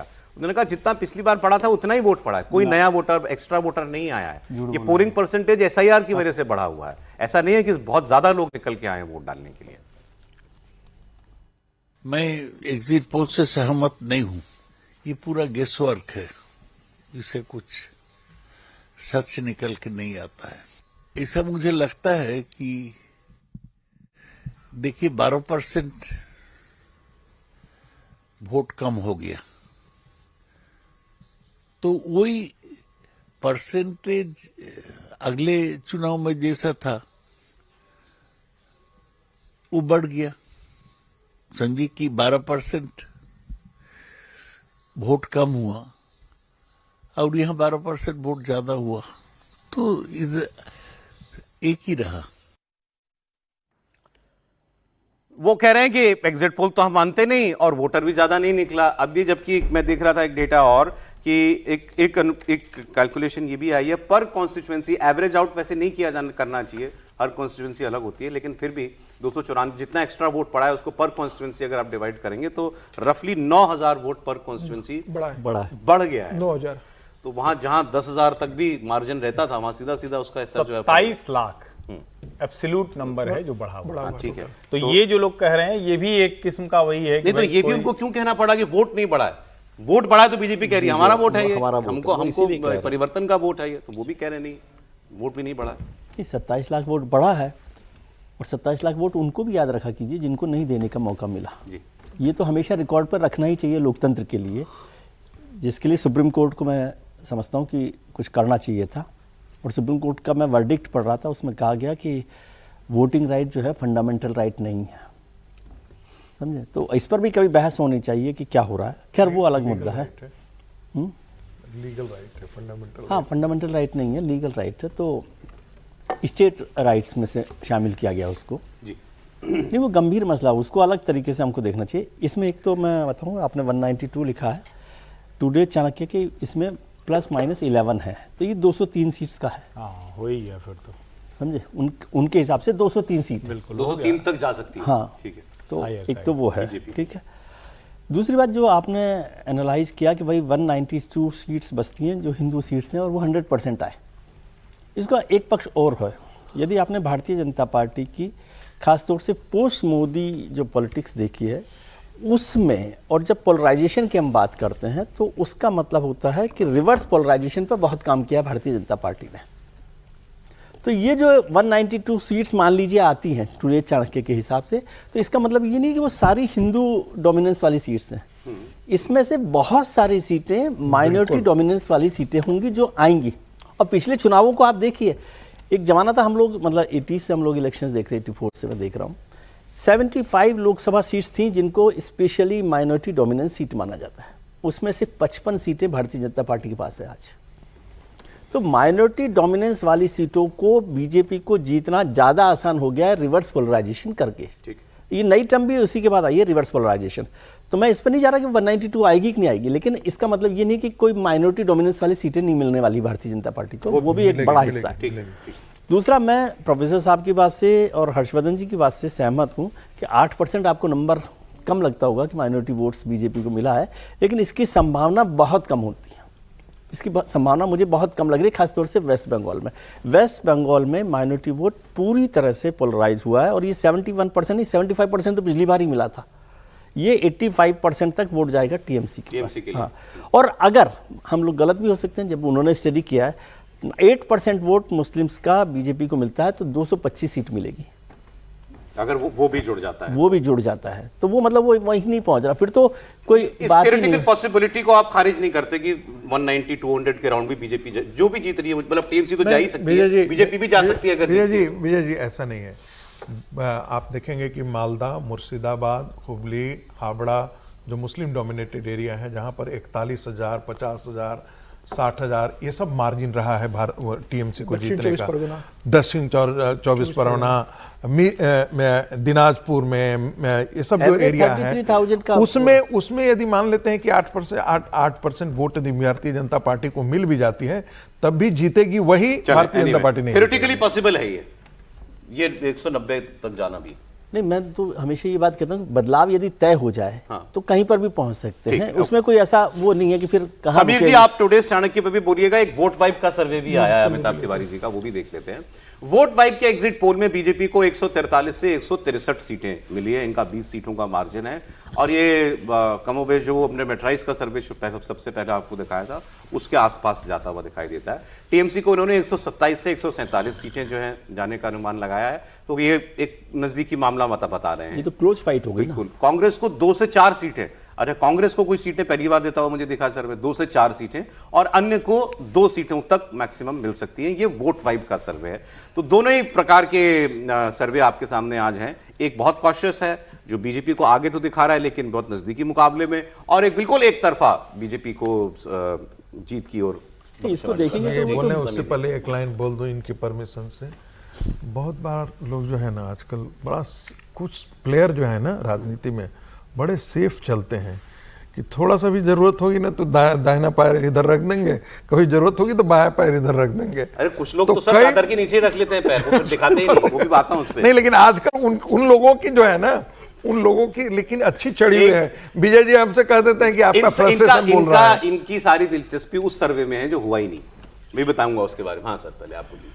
मुझे लगता है कि टुडेज चाणक्य का जो सर्वे आ रहा है जिस हिसाब से इसमें दिखा रहा है कि भाई 71 मुस्लिम वोटर्स ने ममता को किया है, 8% भारतीय जनता पार्टी को किया मुसलमानों ने, और SC ST और OBC का जो परसेंटेज दिखा रहे हैं 63 67 के करीब, 58 के करीब, अगर ये रियलिटी में कन्वर्ट होता अगर लगता है कि इससे हुआ है तो मुझे लगता है कि 192 195 सीटें भारतीय जनता पार्टी इस चुनाव में जीत सकती है। लेकिन मेरा भी आकलन है कि भारतीय जनता पार्टी 175 के आसपास सीटों में रहने वाली है।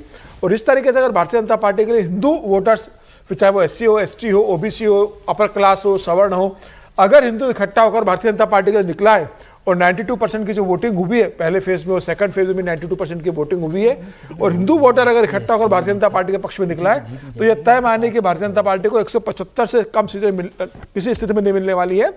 लेकिन ममता बनर्जी के साथ मुस्लिम जिस तरीके से जुड़ा हुआ रहा है, तो ममता बनर्जी भी 90 से 100 के बीच में रहेगी। तो यह तय है कि भारतीय जनता पार्टी बहुत बेहतर तरीके से इस बार प्रदर्शन करने जा रही है। आपका फिगर 170 था, मेरा 70 से 175 के बीच में था। आप वहीं स्टैंड कर रहे हैं। हाँ, कि 170 175 भारतीय जनता पार्टी सीटें जीत रही है। और जिस तरीके से तमाम सर्वे आए, ग्राउंड लेवल पर जिस तरीके से राष्ट्रीय सहयोग संघ का फीडबैक दिल्ली पहुंचाया गया है, संघ जो अनुमान लगा रहा है वह भी यही कि 170 से 175 सीटें भारतीय जनता पार्टी जीतेगी। और हिंदुओं का वोट मुझे लगता है इस बार भारतीय जनता पार्टी को मिला, थोड़ा लिटिल टू मच लग रहा है, वो थोड़ा ज्यादा लग रहा है मुझे। और मुझे लगता है महिलाओं ने इस बार 2% महिलाओं ने ज्यादा वोटिंग करी बंगाल के अंदर। महिलाएं मुझे लगता है भारतीय जनता पार्टी के साथ इस बार ज्यादा निकली है। अब भले ही वो महिला आरक्षण बिल का मामला हो या 3000 रुपए जिस तरीके से महिलाओं को देने की घोषणा भारतीय जनता पार्टी ने की है, महिलाओं का भी एक बड़ा वोट ममता बनर्जी से टूटा है। और भारतीय जनता पार्टी के लिए आया कि 6-7% महिला वोट का नुकसान टीएमसी को हो सकता है, सर्वे में आया था।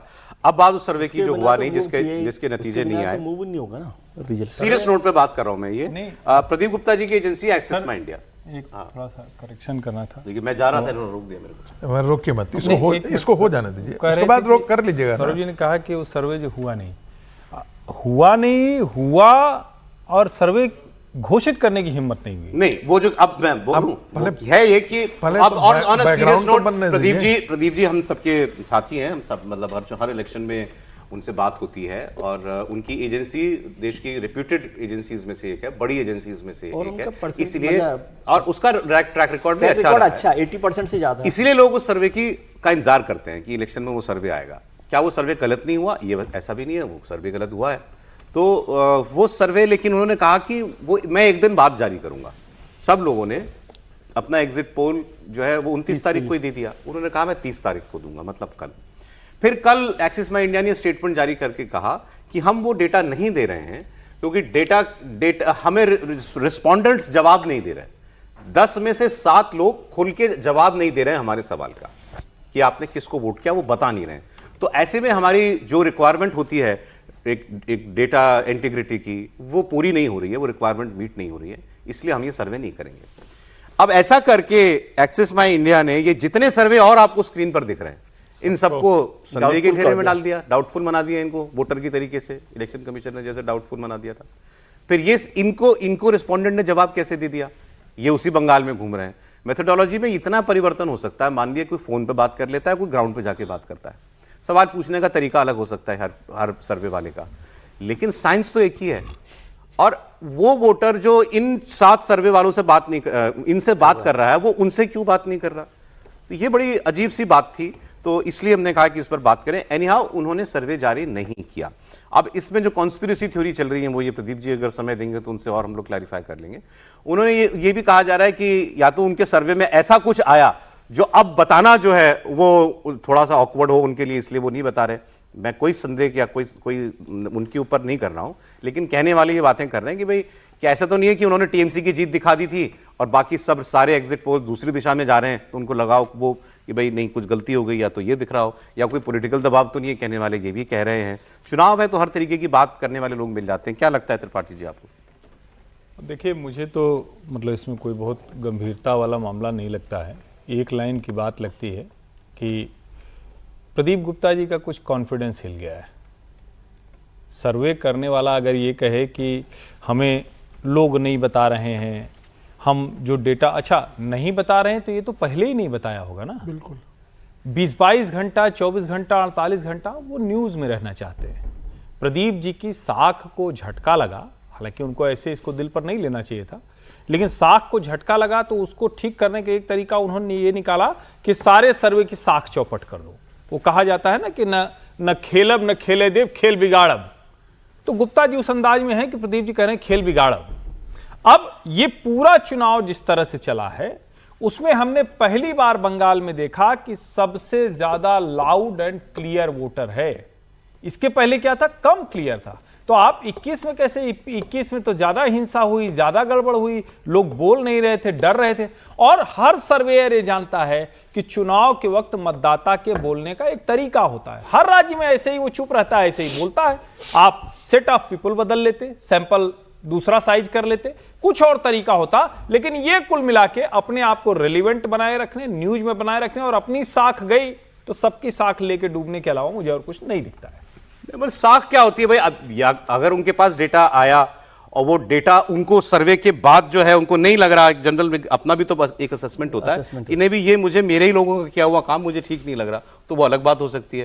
लेकिन उन्होंने जो वजह बताई है वो वजह विचित्र है कि लोग बात नहीं कर रहे। देखिए, एक तो ये कि उनकी क्रेडिबिलिटी क्रेडेंशियल्स अभी तक तो अच्छे ही हैं। 80% उन्होंने सर्वे करवाए हैं, जो भी ओपिनियन, सीजन आदमी, सीनियर आदमी है। लेकिन दो बड़े मौके हुए जो बिल्कुल कंट्रास्ट पर रहे उनके लिए।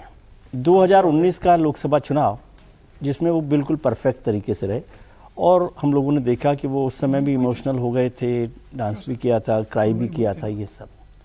और 2024 का लोकसभा चुनाव हुआ, उसमें बिल्कुल उल्टा हुआ, उस समय भी वो इमोशनल हो गए। खैर वो बात है। लेकिन मैं समझता हूँ कि एक तो उनका डेमोक्रेटिक राइट है, आपने तो उनको हायर नहीं किया, आपने मतलब जिस भी कंपनी ने हायर नहीं किया, तो ये उनकी मर्जी है कि वो दिखाएं या ना दिखाएं। लेकिन ये सवाल था कि भाई वो ना दिखाएं, इसमें कोई बात नहीं है, लेकिन उनकी बात से और सब लोगों के जो ये हैं एग्जिट पोल वो डाउटफुल हो गए। दूसरी बात, अभी हर्ष जी ने बहुत अच्छी बात की, 2021 के चुनाव में ज़्यादा हिंसा हुई थी, ज़्यादा वो महसूस था। आज की तारीख में चुनाव का जब परसेंटेज इतना बड़ा है, तो जब वोट देने निकल ही गया तो क्या करेगा क्या नहीं करेगा। और सेफोलॉजी और ये जो सारा पूरा एक्सरसाइज है, ये केवल वोटर के बोलने पर निर्भर नहीं होता सर। यदि आप इस सिस्टम को देखें, मैंने स्टडी किया है, वो एनालिटिकल सिस्टम है। आपका पॉलिटिकल एक्सपीरियंस, आपकी सोशल सिस्टम की स्टडी, आपका सारी चीज़ों को मिलाकर वो एनालाइज किया जाता है। ये नहीं है कि 15 लोगों ने कहा था उससे ये आपका सर्वे बन जाता है। आप कितना स्मार्टली कर रहे हो, वो तो 0.1% है, तो वो सैंपल साइज से तो वो नहीं हो रहा। आप कितना स्मार्टली कर रहे हो, हाँ, कैसे करो, आपकी अंडरस्टैंडिंग क्या है, वो सारी बातें। और उसमें प्रदीप जी बहुत मतलब सीजन लोग हैं कि उनको समझ में आ रहा होगा। वैसे तो मैं बताऊं, प्रदीप जी अगर सुन रहे हैं हमको, तो ये आप इसको, क्योंकि कल से बहुत लोग उनके खिलाफ बोल रहे हैं बहुत लोग, तो लेकिन मैं ये कहूंगा कि आपको इस बात पर खुश होना चाहिए कि इतने लोग इंतजार कर रहे थे आपके सर्वे और इतनी बात हो रही है आपके सर्वे पे। क्रेडेंशियल्स की बात है। मैं इसी पर तो टिप्पणी कर रहा हूं, वो सिर्फ न्यूज में बने हुए हैं, वरना कोई व्यक्ति कहे हम कल करेंगे, कल के बाद कल बताए कि हम नहीं करेंगे, जिसका काम ही ये है, जिसका काम ही। अब त्रिपाठी जी टीवी पे आके बोलते हैं और त्रिपाठी जी टीवी पे ना आने के बहाने खोजने लगे, तो क्या मतलब है? बस इसका मतलब है कि हमारा कॉन्फिडेंस लूज हो गया है। इसका मतलब ये है कि हम डरने लगे हैं। भाई ये तो हो सकता ना, रिजल्ट क्या होगा, दो ही चीज तो होगी ना, या तो चुनाव ममता जी जीतेगी या बीजेपी जीतेगी। अब कोई कहे कि नहीं हम ये बोलेंगे नहीं ना कि उनके भी या किसी के भी सर्विस हमेशा सही हुए हों, और उससे तो तय नहीं होगा सर। बिल्कुल प्रोफेसर साहब। अच्छा देखिए, 2 दिन से किसके बारे में सबसे ज्यादा चर्चा हो रही है? एक्सिस माई इंडिया के बारे में चर्चा हो रही है, या चाणक्य टुडे के बारे में चर्चा हो रही है, या बाकी मेट्राइज के बारे में चर्चा हो रही है? यदि चर्चा हो रही है पूरे देश में, यदि उत्सुकता यदि किसी के बने हुए, तो किसके बने हुए? उन्होंने अच्छा अपनी मार्केटिंग कर ली। एक, मैं ये नहीं कह रहा हूँ कि मार्केटिंग के लिए ही उन्होंने किया होगा, लेकिन एक बात तो बहुत साफ है कि उनकी कंपनी का बहुत अच्छा भला मार्केटिंग हुआ है। अच्छे मेरे मित्र हैं, इसलिए बहुत माफ़ी के साथ मैं उनको बोलूँगा, पूछना चाहूँगा 2-3 सवाल। जो विजय जी ने कहा, इशारा भी किया, और हम लोग भी करते हैं, हम लोग भी क्वांटिटेटिव रिसर्च मेथोडोलॉजी पढ़ाते हैं। आप मुझे बताइए कि यदि 7 लोग यदि नहीं बोल रहा है तो किसके डर से नहीं बोल रहा है? यदि नहीं बोल रहा है तो किसके डर से नहीं बोल रहा है? तो ये आकलन जो है, हम लोग ये कहते हैं पार्टिसिपेटरी ऑब्जर्वेशन मेथड, जिसमें होता है क्या है कि हम आप ही के साथ घुले मिले हुए हैं, आपको पता नहीं लग रहा है कि हम क्या एक्चुअली हम कहीं बाहर के हैं, और हमने आपसे जानकारी ली कैसे। तो ये एक मेथोडोलॉजी का हिस्सा है जिसमें हम आपके साथ, आपको लगेगा नहीं कि मैं सर्वे कर रहा हूं, रिसर्च कर रहा हूं, मैं कुछ आपसे उगलवाना चाहता हूं, नहीं, ऐसे ही नहीं। हम ऐसी बातचीत में किसको वोट दिया, किसको नहीं वोट दिया। बहुत लोग कहता है ये हमारा अपना निजी अधिकार है, मैं क्यों बताऊं। कोई बात नहीं, दूसरे से पूछ लेते, तीसरे से पूछ लेते, चौथे से पूछ लेते, आपका सैंपल साइज हो जाता। मुझे लगता है, और बहुत खुले तौर पे बोलूंगा, प्रदीप गुप्ता जी का आकलन में ऐसा हो सकता है कि टीएमसी विनिंग हो, ठीक है, और उनको लगता है कि यदि हम ऐसा कर दिए और वाकई ये आंकड़े सही निकल आए तो बाकी सर्वे के, हाँ बाकी सर्वे आए तो प्याज के साथ और भी चीज मिलेंगे हमको उस दिन, जो है वो 4 मई को रोज गालियां देंगे, लोग बोलेंगे। देखिए ट्रॉल आर्मी तो दोनों साइड है ना, टीएमसी की तरफ भी है और भारतीय जनता पार्टी की तरफ भी सर है। समय की बात है एक्चुअली। दूसरा क्या है कि हम ये प्रदीप गुप्ता या एक्सिस में इंडिया पर डिस्कशन नहीं है, डिस्कशन ये है कि उनके ऐसा कहने से फिर ये बात होगी कि आप फिर सर्वे पे बात क्या करें, फिर इन 8 सर्वे पे क्या बात करें अगर लोग बात ही नहीं कर रहे थे तो। कल से लोगों को डाउट होने लगा कि ये सारे एक कमेंट आपका। नहीं, मुझे लगता है कि प्रदीप गुप्ता जी का इतना लंबा अनुभव है, इसके इतने अनुभवी है कि तमाम चुनाव में उनका सर्वे वो करते रहे। उनके पास कोई ऐसी स्मार्ट तकनीक तो होनी चाहिए थी ना कि बंगाल के इस चुनाव के अंदर जब पूरी हिंदुस्तान उस चुनाव को बहुत क्लोजली देख रहा है, भारतीय जनता पार्टी से बहुत गंभीरता से इस बार चुनाव को लड़ रही है। वैसे भी भारतीय जनता पार्टी सभी चुनाव को गंभीरता से लड़ती है। भारतीय जनता पार्टी और ममता बनर्जी में इतनी क्लोज फाइट नजर आ रही है। ऐसे समय में अगर इतनी रेप्यूटेड एजेंसी अगर ये कह दे कि भाई हमें नहीं बताया गया, तो आपके पास तरीके तमाम होने चाहिए थे कि आप पता कर सको कि किस तरीके से आपको निकालना है। आप अपने इतने लंबे अनुभव के बाद, राजनीतिक अनुभव हो, सर्वे का अनुभव हो, तमाम मेथड्स को इंप्लीमेंट कर कर आप एक निष्कर्ष पर पहुंचते और जारी करते थे, कह देते कि भाई हमें बहुत मुश्किल हुई, कोई बताने को तैयार नहीं था। उसके बाद भी हमने कोशिश की है कि ऑथेंटिक इन्फॉर्मेशन आओ और इस तरीके से हमने करके हमारे डाटा हम जारी कर रहे हैं। मुझे लग रहा है ये पता कर उन्होंने बताया कि इतने साल करने के बाद भी तमिलनाडु पर जो उन्होंने दिया है वो बहुत बड़ा रिस्क लिया है। तमिलनाडु का जो प्रेडिक्शन है वो भी सारे सबसे अलग है। मैं वही कह रहा हूं कि वो अब जो उन्होंने विजय के बारे में बताया कि वो सबसे बड़ी पार्टी बन जाएगी, किसी ने नहीं ऐसा प्रेडिक्शन किया है। अब लोग उस और पर यदि कल जाकर के वो सही निकलता है तो उनका बल्ले बल्ले है। समीर चौगांवकर जी हैं। ब्रेक से पहले आपने बंगाल के कुछ 2 नए सर्वे देखे और टुडेज चाणक्य ने भी जो सर्वे किया 190 बंगाल में वो बीजेपी को बता रहा है कि सीटें आ सकती हैं। अब जरा असम की और केरल की बात कर लेते हैं। यही दो नए सर्वे हैं इनकी। तो टुडेज चाणक्य असम में बीजेपी को बम्पर बढ़त दे रहा है। टुडेज चाणक्य के एग्जिट पोल में बीजेपी को असम में 102 जबकि कांग्रेस को 23 सीटें मिलती हुई दिख रही हैं और बाकी अन्य उम्मीदवारों को और पार्टियों को 1 सीट जा सकती है। तो कम सर्वे हुए हैं जिन्होंने 100 के पास पहुंचाया, उसमें 100 की इन्होंने तो 100 के पार पहुंचाया इसमें बीजेपी को। बीजेपी की वैसे 60 सीटें थी पिछले इलेक्शन में, एलायंस के साथ मिलकर 75 सीटें थी। वोट वाइब का सर्वे भी है। वोट वाइब के एग्जिट पोल में भी असम में बीजेपी को बड़ी बढ़त दिख रही है। वोट वाइब के एग्जिट पोल में बीजेपी को 90 से 100 और कांग्रेस पार्टी को 23 से 33 सीटें मिलती हुई दिखाई दे रही हैं। बाकियों के खाते में 0 से 6 सीटें तक जा सकती हैं। तो असम में ट्रेंड बरकरार है। सारे एग्जिट पोल एक ही दिशा में जाते हुए दिख रहे हैं। अभी तक एक भी ऐसा पोल नहीं हुआ है जिसने ये बताया हो कि कांग्रेस पार्टी सरकार बना सकती है। सबने कम या ज्यादा मार्जिन के साथ भारतीय जनता पार्टी के तीसरी बार सत्ता में लौटने की भविष्यवाणी की है और इस सर्वे में तो दोनों सर्वे में 100 के पास पहुंचने की भी भविष्यवाणी की जा रही है। तो 126 सीटें हैं ना सर, 126 में से 100 तो बहुत बड़ा स्ट्राइक रेट है। और उसमें भी बहुत सी सीटें ऐसी हैं जहां हिमंत बिश्व शर्मा ने कह दिया था 20-22 सीटें कि यहां चूंकि डेमोग्राफी हमारे फेवर में नहीं है तो हम तो वहां चुनाव ही नहीं लड़ेंगे। लेकिन अब आप सोचिए ये भी रफली 100% स्ट्राइक रेट वाला मामला है असम में, अगर ये बात सही हो जाती है तो सर। नहीं, असम का चुनाव तो लग ही रहा था पहले भी कि भारतीय जनता पार्टी जीतेगी और हेमंता बड़े एग्रेसिव तरीके से चुनाव लड़ रहे हैं। बल्कि किसी भी मुख्यमंत्री यदि 5 राज्यों में चुनाव में देखें तो उसमें सबसे एग्रेसिव तरीके से उन्होंने चुनाव लड़ा है। और मुझे तो इसमें कहने में शक नहीं कि पूरी तरह से कम्युनलाइज और पोलराइज करके इलेक्शन को लड़ा है उन्होंने। जो कुछ किया जा सकता था वो सारे बॉक्सेस को टिक किया।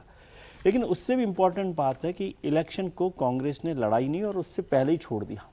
ये 23 सीट्स भी आ रही हैं तो ये इसलिए आ रही हैं क्योंकि कांग्रेस का वोट तो वहाँ पर है ना। पार्टी लीडरशिप की तरफ से ये इलेक्शन लड़ा गया हो पूरी पॉलिसी के तौर पर पूरी ताकत के साथ, शिद्दत के साथ, ऐसा मुझे नहीं लगता। और इसलिए भी हैरानी है कि प्रियंका जी वहाँ पर उसको सुपरवाइज कर रही थी, उसके बाद भी उनका इलेक्शन का जो मैनेजमेंट देखने वाला आदमी है वो पार्टी से वहाँ चला जाए। कांग्रेस और ये जो जीत दिख रही है उसमें भारतीय जनता पार्टी के अलावा कांग्रेस के बहुत सारे उम्मीदवार हैं जो आज बीजेपी के टिकट पर चुनाव लड़ रहे हैं। तो इसका मतलब कांग्रेस ने उस चुनाव को लड़ा ही नहीं। सही मायनों में तो कांग्रेस ने केवल केरल का इलेक्शन लड़ा। और अभी मैं बात हो रही थी तो आपने कहा कि सारे जो सर्वेज हैं, ये ओपिनियन पोस्ट, वो कह रहे हैं कि कांग्रेस की सरकार नहीं बनेगी। मैंने आपसे जानना चाहता हूँ क्या कांग्रेस ने कहा कि कांग्रेस की सरकार बनेगी? ठीक है सर, अब जरा क्योंकि इसमें बहुत ज्यादा कोई आप कह रहे हैं केरल में बहुत अच्छा चला, बहुत राहुल जी की मेहनत के बाद भी वहां कांग्रेस की सरकार बन सकती है। ठीक है, चलिए केरल की बात भी करेंगे, लेकिन इस असम से जुड़ा हुआ मामला उसमें उसकी दिलचस्पी ज्यादा है लोगों में। पवन खेड़ा जी का क्या हुआ? आसाम के इलेक्शन में ही पवन खेड़ा ने वो आरोप लगाए थे, जिसके बाद फिर असम की पुलिस उनको ढूंढने उनके दिल्ली के घर पे आई थी, फिर उनको तेलंगाना जाना पड़ा, वहां से बेल लेनी पड़ी, फिर सुप्रीम कोर्ट चली गई असम पुलिस। सुप्रीम कोर्ट ने कहा कि गुवाहाटी हाई कोर्ट जाइए, उनको वो रिलीफ कैंसिल कर दिया, होल्ड कर दिया तब तक के लिए। असम हाई कोर्ट ने कहा कस्टोडियल इंटेरोगेशन जरूरी है, पवन खेड़ा की हिरासत में लेके पूछताछ करनी चाहिए पुलिस को, और ताकि ये पता चल सके कि उन्होंने जो आरोप लगाए कि मुख्यमंत्री की पत्नी के पास 3-3 पासपोर्ट हैं और इनकी बेनामी संपत्तियां और कंपनियों में इन्वेस्टमेंट है विदेश में, ये इसके तार कहां से जुड़े हैं, कहां किसने इनको ये कागज दिए, और वो कागज फर्जी थे। ये भी कोर्ट ने माना कि ये तो प्रथम दृष्टया ही फर्जी दिखाई दे रहा है। दिल्ली सरकार ने भी, केंद्र सरकार ने भी उसमें बता दिया कि ये पासपोर्ट वाली खबर बिल्कुल फ्रॉड है और जो कागज पवन खेड़ा ने दिखाए थे वो फोर्ज्ड है। अब इसके बाद खबर सुप्रीम कोर्ट से ये आई है, सुप्रीम कोर्ट ने हेमंता विश्व शर्मा की पत्नी पर आरोप लगाने के मामले में पवन खेड़ा को बेल दे दी है। एंटीसिपेटरी बेल, अग्रिम जमानत सुप्रीम कोर्ट ने उनको दे दी है। कल की सुनवाई हुई थी तो उन्होंने अपना फैसला रिजर्व रख लिया गया था। 2 जजेस की बेंच ने आज ये फैसला सुनाते हुए उनकी गिरफ्तारी पर रोक लगा दी है।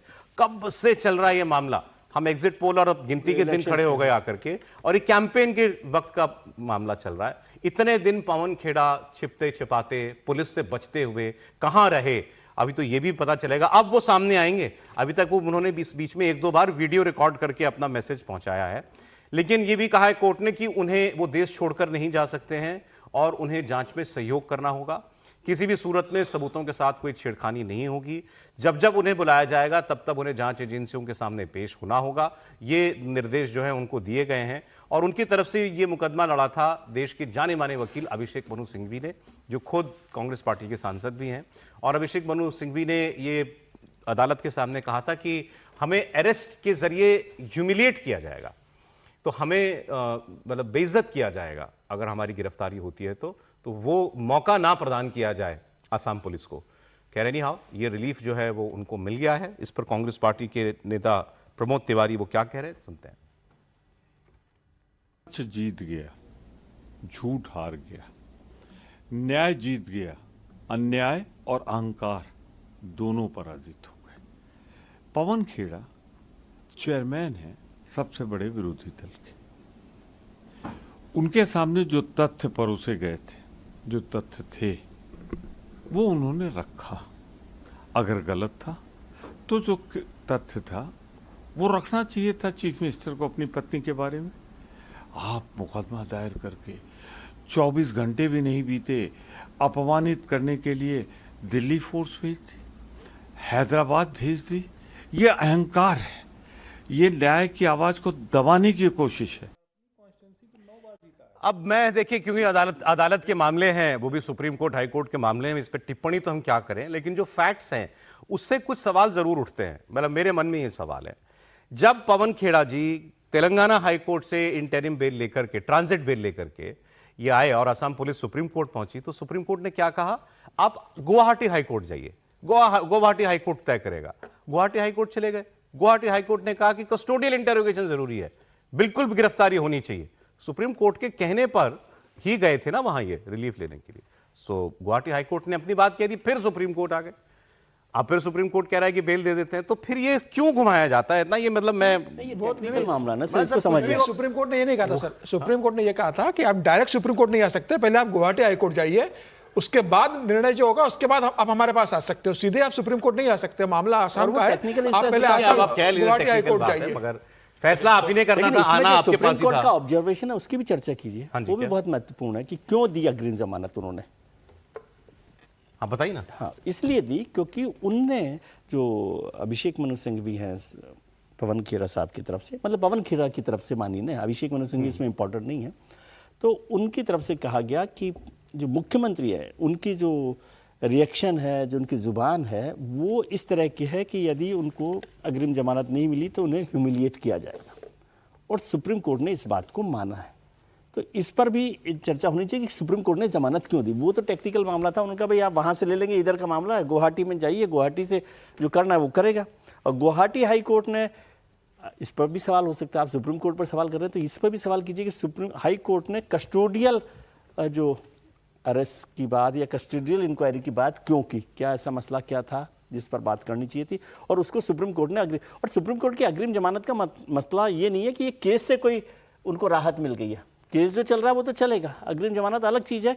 बार बार हम लोग कई बार इससे भी कंफ्यूज होते हैं कि अग्रिम जमानत मिल गई है तब ये रफा दफा हो गया मामला रफा दफा नहीं होगा, मामला तो जो चल रहा होगा जैसे चला ही होंगे, बस गिरफ्तार नहीं होंगे, ये एक बड़ा मसला है। तो घर जा सकते एक मैं थोड़ा सा कोर्ट का पढ़ देता हूं सर, कोर्ट का थोड़ा पढ़ देता हूं, कोर्ट ने बोला क्या है। जी। पहले सुप्रीम कोर्ट ने बेल देते हुए क्या बोला है पवन खेड़ा को जी। तो सुप्रीम कोर्ट ने ये कहा है कि the observations made by the high court is not based on correct appreciation of all the material which has been placed on record and appears to be erroneous, in particular shifting the burden on the accused. कि high court ने जो निर्णय दिया और जो टिप्पणियां की वो जो रिकॉर्ड पे उनके सामने दस्तावेज थे उनकी रोशनी में ठीक नहीं था, गलत था। फिर वो ये कहते हैं आगे कि the allegations and counter allegations prima facie appear to be politically motivated and seemingly influenced by such rivalry rather than disclosing a situation warranting custodial interrogation. Custodial interrogation की जरूरत नहीं है, ये पॉलिटिकल नेचर के आरोप है। तो ये तो पवन खेड़ा बहुत दिनों से कह रहे हैं अदालत में जाके, हर अदालत में कहेंगे पॉलिटिकल आरोप है, नहीं माने जा रहे थे। लेकिन सुप्रीम कोर्ट ये बात कह रहा है, फिर सुप्रीम कोर्ट कह रहा है the right to personal liberty is a cherished fundamental right. Personal liberty एक फंडामेंटल राइट है and any deprivation thereof must be justified on a higher threshold. अगर ये राइट डिनाई करना है किसी को तो उसकी कोई बड़ी वजह होनी चाहिए, particularly where the surrounding circumstances may indicate the presence of political overtones. ये सुप्रीम कोर्ट का मामला, सुप्रीम कोर्ट ने ये कह दिया कि सारा मामला ही जो है वो पॉलिटिकल है, तो पॉलिटिकल आरोप है, पॉलिटिकल आरोप की वजह से हम उनकी जो पर्सनल लिबर्टी का फंडामेंटल राइट है उसको कुचल नहीं सकते हैं। तो पॉलिटिकल फिर तो हर चीज पॉलिटिकल ही है, वो तो नेता है, वो तो जो बोलेंगे वो पॉलिटिकल ही बोलेंगे। तो उसमें क्रिमिनलिटी आपको मिली ही नहीं। जो पवन खेड़ा ने आरोप लगाए इसका मतलब उसमें रंच मात्र भी कहीं कोई क्रिमिनल एलिगेशन नहीं थी। मैं तो बहुत विनम्रता के साथ एक सवाल बार बार कहता हूं, जो पैमाना सुप्रीम कोर्ट या हाई कोर्ट दूसरों के लिए तय करती है, क्या वही पैमाना सुप्रीम कोर्ट और हाई कोर्ट अपने जजों के लिए कर सकती है? क्या करेगी? क्या आपने एक व्यक्ति के सारे रेपुटेशन को आपने बर्बाद कर दिया चुनाव से पहले। आप फेक, मैं बेल देने के खिलाफ नहीं हूं, बिल्कुल मिलना चाहिए, पवन खेड़ा जी को बेल मिलना चाहिए, लेकिन जो उस व्यक्ति का रेपुटेशन बर्बाद किया आपने पूरे पॉलिटिकल आप उसके पॉलिटिकल करियर से उसके पॉलिटिकल करियर को बर्बाद करने के लिए आपने उसकी पत्नी को घसीट लाया, उसके बाद फेक डॉक्यूमेंट का सहारा लिया और फिर सुप्रीम कोर्ट में आकर के कहते हैं सुप्रीम कोर्ट भी एक्सेप्ट करती है, अरे भाई ये पॉलिटिकली चार्ज्ड है, तो फिर आपको उसी दिन बेल दे देना चाहिए था।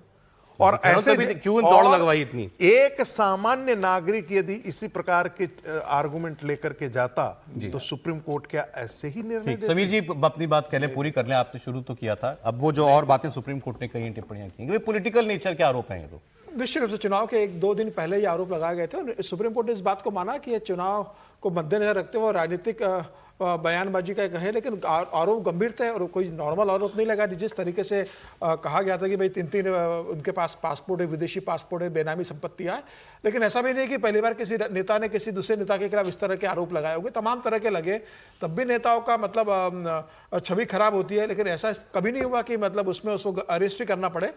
आपको जाना पड़ेगा, जांच एजेंसी के सामने जाना पड़ेगा, जांच एजेंसी आपको सुबह 6 बजे बुलाएगी और रात की 12 बजे तक रखेगी, आपको तमाम प्रश्नों के जवाब देने बेल दिया जाना रीजनेबल लग रहा है आपको? निश्चित रूप से इसमें रीजनेबल, इसमें ऐसा कोई मैटर नहीं कि अरेस्ट करना ही जरूरी था, कोई गिरफ्तारी जरूरी नहीं थी। And jail is exception. ये एजेंसी तय करेगी ना पूछताछ के बाद कि आदमी गिरफ्तारी लायक है कि नहीं मामला। मेरा कहना है कि यदि केजरीवाल के मामले में सुप्रीम कोर्ट पहले ही सुन ले रही है तो इस मामले में भी सुन लेना चाहिए था। ये चारों ओर दौड़ाने की क्या जरूरत थी? बोले इसमें तो कुछ है ही नहीं, न्याय सबके लिए बराबर नहीं है, न्याय सबके लिए बराबर बड़े लोगों के लिए है। ये मोदी जी के पिताजी के लिए अपमानजनक टिप्पणी कर दे, सर्वोच्च न्यायालय से जमानत मिल जाएगी। मुख्यमंत्री की पत्नी के बारे में जो कुछ कहा इन्होंने, और मैं तो समझ नहीं पा रहा हूँ, हमारे सभी विद्वान साथी एक मत से कह रहे हैं कि भाई बेल मिल जाए, जेल तो एक्सेप्शन होती है, तो भाई फर्जी गवाड़ा करना ये तो सामान्य हो गया। फिर तो कागज़ फर्जी लगा के हम सब किसी को भी कर दें, कहते हैं पॉलिटिकल नेचर का है। फर्जी कागज़ बनाना ये पॉलिटिकल नेचर का है, फर्जी कागज़ शेयर करना ये पॉलिटिकल नेचर का है। आप कहते हैं हेमंत विश्व शर्मा भ्रष्टाचारी है, इसके ऊपर ढेर सारे आरोप हैं, ये इन मामलों में चलता है। आपने भ्रष्टाचार का या कोई ऐसा आरोप नहीं लगाया है। आपने कहा ये 3 पासपोर्ट हैं जिसको रिनिकी भूयान शर्मा रखती हैं, 3 पासपोर्ट तो भारत का कोई नागरिक नहीं रख सकता, ये तो सीधे सीधे देश विरोधी कृत्य हुआ। आपने ये पॉलिटिकल नेचर का आरोप लगाया। फिर आप कहते हैं कि ये प्रॉपर्टी है जिसको रिनिकी भूयान शर्मा और हेमंत विश्व शर्मा रखते हैं, इनके पोजीशन में है, ये पॉलिटिकल नेचर का है। फिर आप कहते हैं अमेरिका में एक कंपनी है जिस कंपनी के जरिए कितना, वो तो हम 50,000 करोड़ शायद कह दिया था उस वक्त उन्होंने।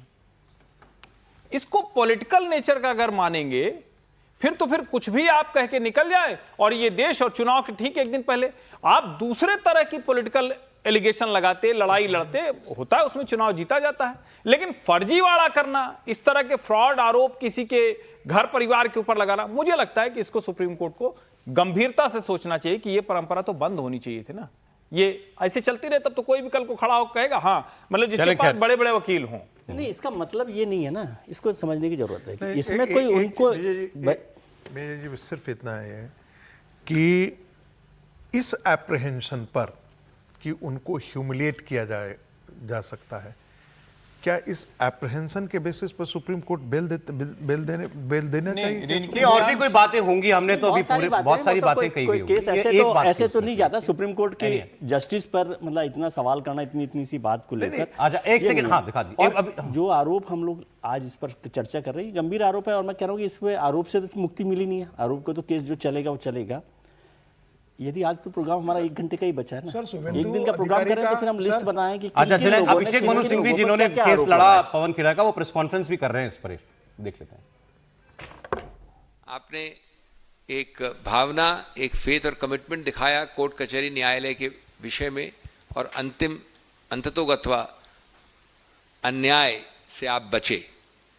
और मैं स्पष्ट करना चाहता हूं कि इसमें कोई सब जुडिस रूल का मुद्दा नहीं है, ये निर्णय आ गया है, हम स्वतंत्रता से बोल सकते हैं, लेकिन फिर भी मैं सीमाओं के अंदर जानबूझ के बोल रहा हूं, क्योंकि मैं ऐसा नहीं दर्शाना चाहता हूं कि मैं कोई दावे कर रहा हूं। मैं आपको याद दिलाना चाहता हूं कि इस केस की यात्रा बहुत अल्प समय में कई अलग अलग जगहों से निकली है, बल्कि दौड़ी है, क्योंकि बहुत कम समय में ये काम होना पड़ा था। एक कामरूप के मैजिस्ट्रेट में ये कहानी शुरू हुई थी, प्रेस कॉन्फ्रेंस 5 तारीख के बाद। उसके बाद ये तेलंगाना के हाई कोर्ट गई थी, फिर तो अब प्रेस कॉन्फ्रेंस तो फिर ये लंबी चलेगी, तो खैर उसमें से जो बात बताने लायक होगी आपको हम बताएंगे। आगे बढ़ते हैं। फिलहाल हम एग्जिट पोल से हम लोग शुरुआत इस हिस्से की शुरुआत की थी। नए एक लाइन जोड़ दूं, असम में मुझे एक अच्छी बात लग रही है कि हेमंता जी की वापसी हो रही है, तीसरी बार भारतीय जनता पार्टी की सरकार बन रही है और हेमंता जी भी आ रहे हैं, तो कम से कम असम जो है वो घुसपैठियों से मुक्त होगा। केरल का बता देते हैं सर सर्वे।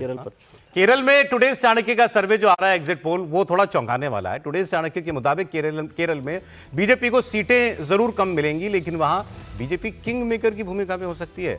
ज्यादातर एग्जिट पोल्स की तरह टुडेज चाणक्य ने भी दावा तो यही किया है कि केरल में इस बार यूडीएफपी अलायंस की सरकार बन सकती है, लेकिन बहुमत के आंकड़े तक वो शायद ना पहुंचे। 140 सीटों में से लेफ्ट एलडीएफ को 10 साल सत्ता में रहने के बावजूद 64 सीटें तक मिल सकती हैं, यूडीएफ को 69 सीटें मिल सकती हैं और बीजेपी 7 सीटें जीत सकती है। और मेजॉरिटी नंबर जो है 71 का, उससे कुछ पीछे जाके यूडीएफ शायद छूट जाए। तो अगर ऐसा होता है तो एक नई कहानी खुल जाएगी। फिर अब बीजेपी के पास अगर ये अधिकार होगा या बीजेपी के पास जो है वो चाबी होगी, तो ये ताला तो दोनों का नहीं खुलने वाले। फिर क्या होगा उस चुनाव में, ये भी बड़ा इंटरेस्टिंग हो जाएगा। लेकिन बीजेपी को अगर ऐसा कोई नंबर मिलता है तो वोट 5 का भी अगर सर्वे है तो दिखा दे जी। वोट 5 का केरल का सर्वे, इसमें यूडीएफ को 70 से 80 सीटें मिलने की बात कही गई है, एलडीएफ को 58 से 68, तो ये क्लियर विक्ट्री यूडीएफ की दिखा रहे हैं। तो एक ये सिनारियो बात करने लायक बचा हुआ है कि बीजेपी अगर हंग असेंबली करा दे किसी तरीके से, तो फिर स्टेट में क्या होगा सर?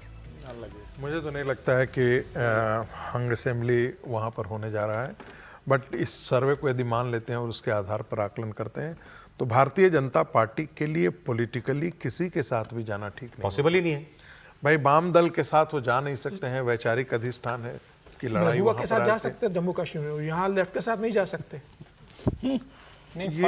ये सवाल जो है ना, ये सवाल उन लोगों से ही पूछिएगा।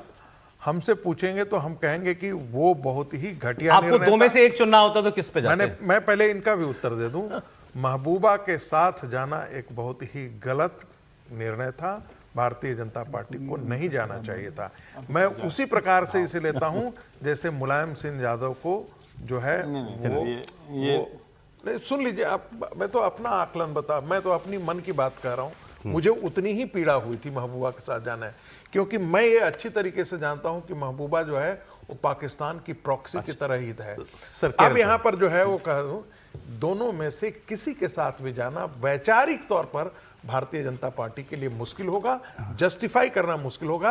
हालांकि मुझे इसकी कोई संभावना दिखती नहीं है। लेकिन समीर जी ने जो बात कही, अगर मान लीजिए ये ठीक है, ये तो मतलब स्पेकुलेशन के दायरे में हम बात कर रहे हैं, अगर ऐसा हुआ तो क्या होगा, लेकिन आप क्या समीर जी आप ये कहना चाह रहे हैं कि ऐसे में लेसर डेविल को अपने लिए चूज करेगी भाजपा? निश्चित रूप से करेगी, लेफ्ट को चूज करेगी। राजनीति में अब सत्ता सर्वोपरि है। अब ये आप कह दो कि हम विचारधारा से अजित पवार को आप मुख्यमंत्री बना के वित्त मंत्री बना देते हो, नारायण राणे को आप कैबिनेट में मंत्री ले लेते हो, जिसके खिलाफ देवेंद्र फडणवीस कहते हैं कि ट्रक भर के मेरे खिलाफ सबूत है। ऐसे कौन सा राज्य जहां किसी विरोधी को, अपराधी को, भ्रष्टाचारी को, जिसको आपने कहा सत्ता में साथ में नहीं लिया या पार्टी में नहीं मिलाया?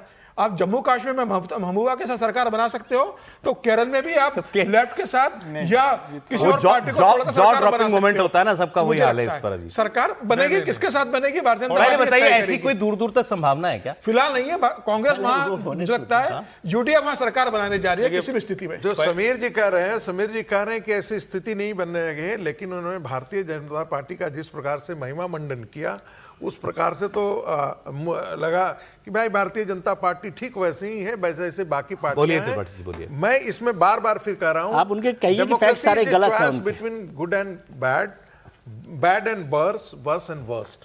तो ऐसी स्थिति में भी मुझे लगता है कि केरला में कम से कम भारतीय जनता पार्टी नहीं, देखिए एक तो ये है कि ऐसी संभावना मुझे दूर दूर तक नहीं दिखती है। राहुल जी के बहुत प्रयास के बावजूद मुझे ऐसा लगता है कि यूडीएफ सरकार बना लेगी केरल में। नंबर एक, भारतीय जनता पार्टी की सीटें अगर बढ़ेंगी और अगर ऐसी स्थिति हो जाएगी कि उसके समर्थन देने से सरकार बनेगी, तो वो सरकार गिरा के फिर से चुनाव चाहेगी। दूसरा एक तरीका है कि वो खुद को आउट कर ले, और कई बार मतलब हम लोग बहुत आगे जा रहे हैं ये हालांकि, लेकिन दूसरा एक तरीका है कि अगर दोनों है तो सरकार ऐसे चलती रहे कि हमेशा डर में रहे, और वो जिसको कहते हैं ना कि वो एब्सेंट कर जाए या दूसरी चीजें करे, लेकिन समर्थन नहीं देगी। एक चीज मैं जरूर कहूंगा, महबूबा के साथ सरकार बनाने के दूसरे कई कारण हैं जिस पे आलोचना हो सकती है, लेकिन भारतीय जनता पार्टी ने उसका किस तरह से उपयोग किया, मुझे लगता है कि उस पर भी बात होनी चाहिए। ठीक बात है महबूबा के साथ, महबूबा बिल्कुल पाकिस्तान की प्रॉक्सी जो प्रोफेसर साहब ने कहा, मैं उससे लगभग सहमत हूं, क्योंकि वो यही काम करती रही। वो तो आतंकवादी उसके बहुत नजदीकी रहे, लेकिन भाजपा ने उसका उपयोग करके पूरी तरह से महबूबा आज कहां है ये भी जा देखिए, और बीजेपी की सरकार भी बनी। अरे अखिलेश यादव से लेकर राहुल गांधी सब एक दावा कर रहे थे और उनका वो दावा सही साबित हुआ। कमर्शियल सिलेंडर के दाम बढ़ गए और ये दोनों ने ये कहा था कि चुनाव खत्म होने दीजिए, अब महंगाई की मार पड़ेगी, लेकिन अभी भी आम उपभोक्ता पर, यानी घरेलू गैस इस्तेमाल करने वाले पर, पेट्रोल डीजल इस्तेमाल करने वाले के ऊपर सरकार ने कोई महंगाई की मार नहीं दी है, लेकिन कमर्शियल सिलेंडर महंगा कर दिया है। तो कुछ नए सर्वे आए तो आपने केरल का भी देखा, बंगाल का भी देखा, असम का भी देखा। तमिलनाडु को लेकर के पिक्चर अभी भी क्लियर नहीं कर पा रहे हैं एग्जिट पोल, क्योंकि कोई एक क्लियर डायरेक्शन नहीं मिल रही है। इतना यह है कि डीएमके को सबने आगे बताया है, लेकिन एक आध सर्वे आईडीएम को भी जिता रहा है। दूसरा सबसे बड़ी गुत्थी बने हुए हैं विजय, इनका क्या होगा, विजय का क्या रोल होगा चुनाव के नतीजों के बाद, इनको कितनी सीटें मिलेंगी, कितना वोट मिलेगा, इस पर एग्जिट पोल्स जो है एक राय नहीं दे रहे। अब टुडेज चाणक्य के तमिलनाडु के एग्जिट पोल के मुताबिक स्टालिन की अगुवाई में डीएमके गठबंधन एक बार फिर सरकार बना सकता है, तो ये उसी दिशा में है जिस पर बाकी सभी पोल्स हैं। एआईएडीएमके तीसरे नंबर की पार्टी बन जाएगी 45 के साथ, और टीवी के मतलब एक्टर विजय वो 63 सीटें जीत करके नंबर 2 पार्टी बन सकते हैं। ये टुडेज चाणक्य का एग्जिट पोल है। और यहाँ फिर मैं एक्सिस बाय इंडिया का जिक्र करूंगा, क्योंकि उन्होंने तो विजय को नंबर 1 पार्टी बनने का की भविष्यवाणी कर दी थी, तो उसकी भी बहुत लोगों ने कहा कि ये बहुत लीग से हटके तो है, लेकिन कुछ को बहुत आश्चर्य हुआ था। तो एक और सर्वे ऐसा आ गया है जो विजय को 60 सीटों से ज्यादा प्रोजेक्ट कर रहा है, तो इस पर हम लोग बात करेंगे। वोट वाइब का सर्वे है, वो भी आपको दिखा दें। वोट वाइब के सर्वे में बिल्कुल दूसरी कहानी बताई जा रही है। इनके मुताबिक एआईएडीएमके सत्ता में लौट सकता है, 114 से 124 सीटें, और डीएमके अलायंस 103 से 113। और देखिए एक सर्वे 60 सीटें दे रहा है, दूसरा 4 सीटें दे रहा है। वोट वाइब वाले कह रहे हैं 4 से 10 सीटें आ रही हैं। एक्सिस ने तो 100 सीटें दी हैं, 98 से 112 तक। तो मतलब इसीलिए तमिलनाडु को लेकर के रीडिंग जो है वो कोई एक डायरेक्शन में जा रही है सारी, वो नहीं। हाँ, फिर भी अधिकांश सर्वे ने डीएमके को नजदीक ज्यादा पाया है मेजॉरिटी के। लेकिन अब इस पर क्या बात करें, क्योंकि हमने कल भी ये चर्चा की थी कि पहली बार जो पार्टी चुनाव लड़ती है उसका आंकलन कर पाना मुश्किल होता है। अगर किसी का कोई प्रीवियस हिस्टोरिकल आपके पास बैकग्राउंड नहीं है, कोई डेटा नहीं है, तो विजय को आंक नहीं पा रही है दुनिया अभी। लेकिन विजय खुद अपने बारे में क्या कह रहे हैं, उन्होंने एक सुरसुरी उन्होंने भी छोड़ दी है। कांग्रेस पार्टी के बारे में बात करने लगे विजय। अब अचानक विजय, जिनको किंग मेकर या किंग भी बना रही है दुनिया, वो कांग्रेस पार्टी की फिक्र क्यों कर रहे हैं? उन्होंने कहा कांग्रेस पार्टी तो मेरी साथी है। ये जो कांग्रेस डीएमके के साथ मिल गई है वो असली कांग्रेस नहीं है, असली कांग्रेस दूसरी कांग्रेस है। सुनते हैं जरा विजय क्या बोले अपनी रैली में। சில பல கோடிகளை கொடுத்து நம்ம தமிழ்நாட்டு காங்கிரஸை பையில போட்டுக்கிட்டாங்க யாரு? ஸ்டாலின் சார். ஆனா உண்மையான காங்கிரஸ் யாரு பக்கம் நிக்குது? நம்ம பக்கம் நிக்குது। मेरी तो छोटी सी पॉलिटिकल समझ इतनी समझ पाई सर कि भाई वो ना एआईएडीएमके के साथ जाना पसंद करेंगे ना डीएमके के साथ। अगर कोई कांग्रेस पार्टी जो है 10-15 विधायक वाली एक गुट बन जाए, उनके साथ मिलकर कुछ खेल किया जा सके, तो ये उसकी भूमिका बना रहे हैं क्या? ये भूमिका बना रहे हैं। और यदि चुनाव से पहले देखें तो ये सही कह रहे हैं कि कांग्रेस में कन्फ्यूजन था। एक हिस्सा चाहता था कि विजय के साथ गठबंधन कर लिया जाए, एक हिस्सा था कि जो चाहता था डीएमके के साथ जाए। और अब जब उनको कुछ उम्मीद लग रही होगी कि वो सरकार बना सकते हैं या कुछ महत्वपूर्ण भूमिका में हो सकते हैं, तो कांग्रेस को साथ लेकर क्या नई भूमिका बन सकती है उस पर काम कर सकते हैं। तमिलनाडु के एक मित्र ने मुझे कहा कि वहाँ पर यदि कोई पार्टी टूट जाए पोस्ट पोल में तो आप इस पर आश्चर्य मत कीजिएगा। तो कुछ नए राजनीतिक समीकरण बनने की तरफ भी बढ़ रहा है। एआईडीएमके तो पहले ही वहाँ टूट गई है, क्या डीएमके वहाँ टूट सकती है? हाँ, या क्या कुछ और बदलाव हो सकता है, ये संभावनाएं भी वहां पर बताई छोटी छोटी बहुत सारी पार्टियां चुनाव में हैं। बहुत सारी पार्टियां वो जैसे कल शायद समीर साहब जिक्र कर रहे थे कि जैसे एलडीएफ यूडीएफ है ना, उसी तरह से समझ लीजिए एक डीएमके का ग्रुप है और एक इनका एआईडीएमके का ग्रुप है। वो कैसे कर रहा है? एआईडीएमके की संभावनाएं वहाँ पर लोग कम दिखा रहे हैं, लेकिन टीवीके यदि आ जाता है तो बहुत सारे नए समीकरण बन सकते हैं। 236 की विधानसभा है ना सर? ये 236 तो मतलब इनको चाहिए 119 विधायक चाहिए। अब अगर वो मान लीजिए खुद वो 90 के आसपास आ जाते हैं, छोटे छोटे दल 10-15 का एक ब्लॉक अगर कांग्रेस का मिल जाता है, थियोरेटिकली पॉसिबल है। बीजेपी से डिस्टेंस बनाए हुए मोटे तौर पर ये बस। हाँ, भाई कांग्रेस की ही बात क्यों की उन्होंने? एआईएडीएमके और डीएमके से दूरी मेंटेन करना चाहते हैं, तभी तो वो एक थर्ड फोर्स बन के उभरेंगे। नहीं देखिए, वहाँ मतलब पहली बात तो मुझे ऐसा अभी फिलहाल दिखता नहीं है। एक बार चमत्कार हुआ है, लेकिन ऐसा चमत्कार बार बार होगा ऐसा दिखता नहीं। विजय की रैलियों में भीड़ वो सब भले था, लेकिन विजय के कैरेक्टर में कभी वो ऑरा नहीं दिखा कि वो मतलब राज्य में मुख्यमंत्री की कुर्सी पर जाएंगे, ऐसा मुझे लगता है। अब सर्वे करने वाले कर रहे हैं तो वो हो सकता है। उनकी फिल्मों में भूमिका एक्टिविस्ट की तौर पर रही है, वो एक्टिविस्ट है जी। और दूसरा क्या चेंज के लिए कि भारतीय जनता पार्टी की सीटों से विजय अगर बन जा रहे हैं, अगर मतलब ये सिनेरियो ही सिर्फ मैं कह रहा हूं कि अगर विजय बन रहे हैं और भारतीय जनता पार्टी की उतनी सीटें रह जाएं, तो भाजपा तो आंख मूंद के समर्थन दे देगी, क्योंकि उसको किसी भी तरह से ये वाली जो द्रविड़ियन राजनीति है उसको खत्म करना है। लेकिन क्या ऐसा होगा क्या, ये बड़ा सवाल मुझे दिखता है। और हालांकि 2-3 सर्वे ऐसे भी हैं जो एडीएमके गठजोड़ को यानी बीजेपी वाले गठजोड़ को भी आगे दिखा रहे हैं। 132-134 सीटें वो। उनकी बात तो मैं तब करूं जब आप लोग में से कोई हो ऐसा, जब आप ही लोग नहीं बात कर रहे हैं कि एआईएडीएमके आ सकती है। नहीं, एडीएमके के आने में जैसे मतलब बड़ा विचित्र है। कुछ लोगों से मेरी जो बात हुई, क्योंकि तमिलनाडु समझना हमारे लिए तो कम से कम थोड़ा कठिन होता है, क्योंकि कई चीजें नहीं समझ में आती है। वहां पे एडीएमके का उतना ही स्ट्रॉन्ग कैडर है जितना डीएमके का है। दोनों द्रविड़ियन पॉलिटिक्स करते हैं। लेकिन एडीएमके का संकट क्या हुआ कि उधर तो करुणानिधि से स्टालिन आ गए, इधर जो जयललिता से जो पनीर सेल्वम और पलनीस्वामी को कुछ करना था वो नहीं किया, और फिर उसमें से एक निकल के चला गया डीएमके में। तो जो लीडरशिप थी वो खत्म हो गई, और खत्म लीडरशिप में भी वो प्रभाव नहीं छोड़ पाए। और भारतीय जनता पार्टी जो ठीक है पार्टी के तौर पर ना आती, लीडरशिप के तौर पर आती, वो भी वो नहीं कर पाई। ये जो माइनस के तौर पर मुझे दिखता है वही। और एआईडीएमके का सबसे बड़ी समस्या वो दुविधा में रहा। भारतीय जनता पार्टी के साथ गठबंधन कर लिया, और द्रविड़ पॉलिटिक्स में जिस तरीके से डीएमके ने तमिलनाडु अस्मिता का मुद्दा, तमिल अस्मिता का मुद्दा उठाया, हिंदी भाषा थोपने का जो मुद्दा उठाया, उसके ऊपर एआईडीएमके बटा रहा। मतलब वो खुल के ना भारतीय जनता पार्टी के साथ आ पाया, ना उसका विरोध कर पाया। तो वहां के मतदाताओं को भी लग रहा है कि भाई एआईडीएमके भारतीय जनता पार्टी के साथ जाएगी तो तमिल अस्मिता की मुद्दा बड़ा उस पर हावी रहा है। डीएमके मुझे लग रहा है सरकार बना दे, लेकिन अगर टीवीके के एक्टर विजय का सरकार बनाते तो उसमें सबसे बड़ी भूमिका उनके 8 ग्राम सोना और सिल्क की साड़ी जो शादी में देने वाले, वो जमीन स्तर पर बहुत चला है। उन्होंने कहा जब बेटी की शादी होगी तो 8 ग्राम सोना और सिल्क की साड़ी दूंगा, हर महीने महिलाओं को 2,500 रुपए दूंगा और साल के 6 सिलेंडर में मुफ्त में देने वाला हूं महिलाओं को। मुझे लग रहा है ये बात है जमीन स्तर पर बहुत चली है। और महिलाओं को सोने को लेकर तमिलनाडु में बड़ा क्रेज और एक अट्रैक्शन रहता है। तो 8 ग्राम सोना मुझे लगता है सरकार बना सकता है उनकी। अब एक खबर जो है हमारे चुनाव को लेकर आई है दूसरे मुल्क से, वो देखिए आप। बंगाल में बीजेपी की सरकार बन सकती है, ये संभावना भर जताने के बाद बांग्लादेश में घबराहट कैसे हो गई। बांग्लादेश के संसद में ये बात उठ गई। इनकी एक पार्लियामेंटेरियन है अख्तर हुसैन, उन्होंने कहा कि अगर बंगाल में बीजेपी जीत जाती है तो ये तो बांग्लादेशियों को वहां से खदेड़ देगी, ये हमारे लिए एक बहुत बड़ा संकट होगा। बंगाल में बीजेपी की जीत बांग्लादेश के हित में नहीं है। আমরা এমন একটা রিজিয়নে আঞ্চলিক একটা অবস্থায় পৃথিবীর এমন একটা স্থানে আমাদের অবস্থান যেখানে আমরা অনেকগুলো বাস্তবতার সঙ্গে আমরা জড়িয়ে আছি। এই বাংলাদেশে শরণার্থীদের ঢল নামানো হতে পারে সেই ধরনের চক্রান্ত আশেপাশে চলছে। মাননীয় স্পিকার, বিভিন্ন জায়গায় রোহিঙ্গারা অলরেডি চলে এসেছে। আবার আমাদের প্রতিবেশী দেশ থেকে আবার যে মুসলমানদেরকে বের করে দিয়ে আমাদের দেশে শরণার্থী হিসেবে ঢল নামানো হবে না।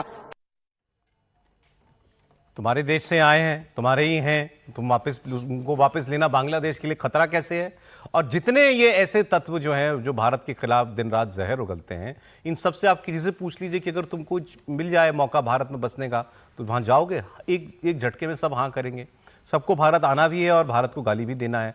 ये बांग्लादेश का एक जो सेक्शन है, जो कट्टरवादी सेक्शन है, उसकी ये दुविधा है। अब जो यहाँ रह रहा है, बीजेपी तो कह के आई है कि बांग्लादेशियों को हम वापस भेजेंगे जो घुसपैठ करके आए हैं। तो ये पार्लियामेंट में ये बात उठाई जा रही है कि ये तो खतरा हो जाएगा हमारे लिए। ये बांग्लादेश में आज से नहीं है। 1998 में बांग्लादेश के फॉरेन सेक्रेटरी ने एक लेख लिखा वहाँ के एक प्रतिष्ठित अखबार में, और उसने लेब्सरॉन शब्द का प्रयोग किया था। लेब्सरॉन जो है वो सेकेंड वर्ल्ड वॉर के साथ जर्मनी के हिटलर ने कहा था कि हमको यूरोप के दूसरे देशों में अपनी जनसंख्या को बसाने के लिए घुसने का अधिकार है। ठीक है, तो ये शब्द वहाँ पे, और इसका जिक्र जो है जनरल एस के सिन्हा ने अपनी रिपोर्ट जो राष्ट्रपति को भेजा था उसमें भी इस चीज़ का जिक्र है, और अरुण शौरी ने भी अपनी किताब में उस चीज़ का जिक्र किया था। तो बांग्लादेश के अंदर, बांग्लादेश से भारत में बांग्लादेशियों को बसा करके यहाँ की डेमोग्राफी चेंज करने के लिए एक षड्यंत्र के तौर पर ये किया जा रहा है। क्योंकि आपको ध्यान होगा, यदि आप पार्टीशन के समय आप हिस्ट्री पढ़ेंगे तो ईस्ट पाकिस्तान और वेस्ट पाकिस्तान को जोड़ने के लिए जिन्ना एक कॉरिडोर मांग रहा था, और ये कॉरिडोर वही है जो आसाम का, जिसे सरजिल इमाम ने जिस चीज का जिक्र किया था, वो इलाका से होकर के वेस्टर्न उत्तर प्रदेश से लेकर के ऐसे जुड़ते हुए वो Pakistan land border, land passage मांग रहा था। यस, लैंड पैसेज मांग रहा था। तो ये ध्यान रखिए कि बांग्लादेशी मुसलमान, जो इनको हम रेडिकल बोलते हैं, रेडिकल बांग्लादेशी मुसलमान, राहुल गांधी, ममता बनर्जी, सब एक ही पेज पर है ना। सभी को परेशानी है ना कि भारतीय जनता पार्टी वहां जीत न पाए। सभी को परेशानी है ना कि बांग्लादेशियों को यहां से बाहर नहीं भेजा। कल से एक इंटरव्यू बड़ा चर्चा में चल रहा है हेमंता विश्व शर्मा का, वो देखा आपने? हेमंता विश्व शर्मा कह रहे हैं कि बांग्लादेशियों कैसे भेजते हैं आप वापस, पुशबैक कर देते हैं। अंधेरा होता है, उसके बाद जब उनका गार्ड नहीं वहां खड़ा होता तो हम यहाँ से अंदर धकेल देते हैं उनको, बस बांग्लादेश जैसे आए थे वैसे ही भेज देते हैं। इस पर बड़ी कंट्रोवर्सी हो रही है सर। मैं तो ये समझ रहा हूँ कि ये इतना सीरियसली कैसे ले रहे हैं। हम ले रहे हैं सीरियसली या वो ले रहे हैं? ये जो बांग्लादेश के सांसद है, अभी तो हमने इतना सीरियसली नहीं लिया उनको भेजने का। ये मतलब ये क्या कि बांग्लादेशियों का डर दोनों तरफ बनाकर पॉलिटिकल पार्टीज काम कर रही है। उसको क्या डर है सर? उसके लोग हैं वो नहीं, वो डिनाई कर सकता है कि भारत में बांग्लादेशी नहीं रहते। वो एक प्रेशर तो बना रहे हैं कि भाई इस तरह से लोग आएंगे तो हमारा क्या होगा, चिंता तो यही होती है ना। तो वो उस बात को कर रहे हैं। 3 करोड़ बांग्लादेशियों को पुश बैक करना कोई इतना आसान एक मिनट आता हूं सर, आप बहुत बड़ा डिसीजन लेना पड़ेगा। तो वो बड़ा फैसला है, और वो केवल एक पॉलिटिकल जो कहना चाहिए बात करने की तरीके से बात कर रहे हैं। अभी ये तो कोई काम हो नहीं रहा। हेमंता जी का आपने जिक्र कर दिया, उन्होंने पुशबैक टेक्निक बताई थी कि किस तरह से कर रहे हैं। या तो फिल्मों में होता होगा या हेमंता जी कर सकते होंगे। मैं तो अभी उनकी तारीफ ही की थी कि हेमंता जी आएंगे तो कम से कम असम से तो घुसपैठिए चले जाएंगे, लेकिन उस इंटरव्यू में उन्होंने बड़े टेक्निकल तरीके से बात बताई है जो और कमज़ोर करती है भारतीय जनता पार्टी के दावे को। मतलब उनके हिसाब से मैंने पूरा इस इंटरव्यू का हिस्सा देखा है जिसमें हेमंता जी ने कहा, ये ऑन रिकॉर्ड बात कर रहा हूँ, उसमें उन्होंने कहा कि बांग्लादेशियों को तो भेजा ही नहीं जा सकता क्योंकि बांग्लादेश के साथ हमारी कोई एक्स्ट्राडिशन पॉलिसी नहीं है, कोई मतलब समझौता नहीं है एक्स्ट्राडिशन का, बिना एक्स्ट्राडिशन के हम वहाँ भेज नहीं सकते। जो घुसपैठिया आते हैं वो यदि आइडेंटिफाई कर लिए, जैसे आपने डिलीट डिटेक्ट वो कहा, तो उसकी रिपोर्ट आप भेज देंगे विदेश मंत्रालय को, विदेश मंत्रालय उसकी लिस्ट भेजेगा बांग्लादेश को, और उसमें से यदि वो कोई चाहेंगे कि भाई ये हमको चाहिए या नहीं चाहिए तब ये काम हो सकता है। तो यदि हेमंता जी का ये इंटरव्यू पहले आता तो लोगों को पता होता कि भाई ये घुसपैठियों को नहीं भेज सकते, लेकिन फिर उन्होंने कहा हाँ 10-20 को अंधेरे में भेजना, ये कौन सा तरीका होता है कि पुश बैक करके, मतलब तरीका है कि नहीं? कोई मुख्यमंत्री ये हो रहा है, ऐसा नहीं कि हो नहीं रहा, हो रहा ग्राउंड पे। हाँ, तो वो कितने लोग, जैसे अभी कहा कि 3 करोड़ लोगों को आप पुश बैक करके भेज सकते हैं। 3 करोड़ को आप कैसे भेज सकते हैं वैसी स्थिति में? और मजेदार बात है कि आप लीगली 3 भेज के दिखा दो सर, वो ले लेगा क्या? नहीं, मैं वही कह रहा हूँ। बांग्लादेश की संसद में जब हसीना की सरकार थी तो उन्होंने कहा कि हमारा कोई बांग्लादेशी भारत के अंदर नहीं रह रहा है, हम नहीं लेंगे उनको। ठीक, आगे बढ़ते हैं सर। 2 खबरें मेरे पास और हैं अभी। चुनाव खत्म हुआ और देश में सिलेंडर के दाम बढ़ गए। कमर्शियल सिलेंडर 993 रुपए महंगा हो गया है, लगभग 1000 रुपया, और 5 kg वाला छोटा सिलेंडर वो भी 261 रुपए महंगा हो गया है। दिल्ली में कमर्शियल सिलेंडर 3071 रुपए का मिलेगा। कमर्शियल सिलेंडर के दाम बढ़ने से होटल, रेस्टोरेंट, ढाबा कारोबारियों पर असर पड़ेगा, और 5 किलो वाला जो फ्री ट्रेड एलपीजी सिलेंडर है उसकी कीमतों में 261 रुपए की बढ़ोतरी की गई है। इसको ज्यादातर माइग्रेंट लेबरर्स वो लोग इस्तेमाल करते हैं। ये फ्री ट्रेड वाला जो है सिलेंडर ये 813 रुपए 50 पैसे का हो गया है। इसको छोटू सिलेंडर भी कहते हैं। इसका ज्यादातर इस्तेमाल प्रवासी मजदूर करते हैं या छात्र वर्ग करते हैं या छोटे दुकानदार करते हैं। वो नहीं होता ना। राहुल गांधी हो या अखिलेश यादव हो, ये दोनों लगातार कह रहे थे कि ये चुनाव तक के लिए सरकार बस रुकी हुई है और ये तो होना ही है। अखिलेश यादव ने भी इस बात को बार बार कहा था और अब उन्होंने, अब ये काम हुआ है तो उनकी बात सच साबित हुई। सुनते हैं क्या कह रहे हैं। सिलेंडर के बढ़ने से, गैस की कीमत बढ़ने से केवल सिलेंडर महंगा नहीं होता है, खाना पीना, रोटी, कारोबार और महंगाई बढ़ना शुरू हो जाती है। तो केवल सिलेंडर महंगा नहीं किया है, अब महंगाई बढ़ना शुरू हो गई है और देखते जाइए किस किस चीज की कीमत बढ़ेगी। ये अपने लोगों का मुनाफा नहीं कम होने दे रहे हैं। क्या सरकार, अब क्योंकि 11 साल से तो यही सरकार है तो इसी की बात करेंगे, क्या पहले ऐसा हुआ है कि चुनाव तक नहीं बढ़ाए दाम और चुनाव के बाद बढ़ाए? हाँ, ऐसा हुआ है।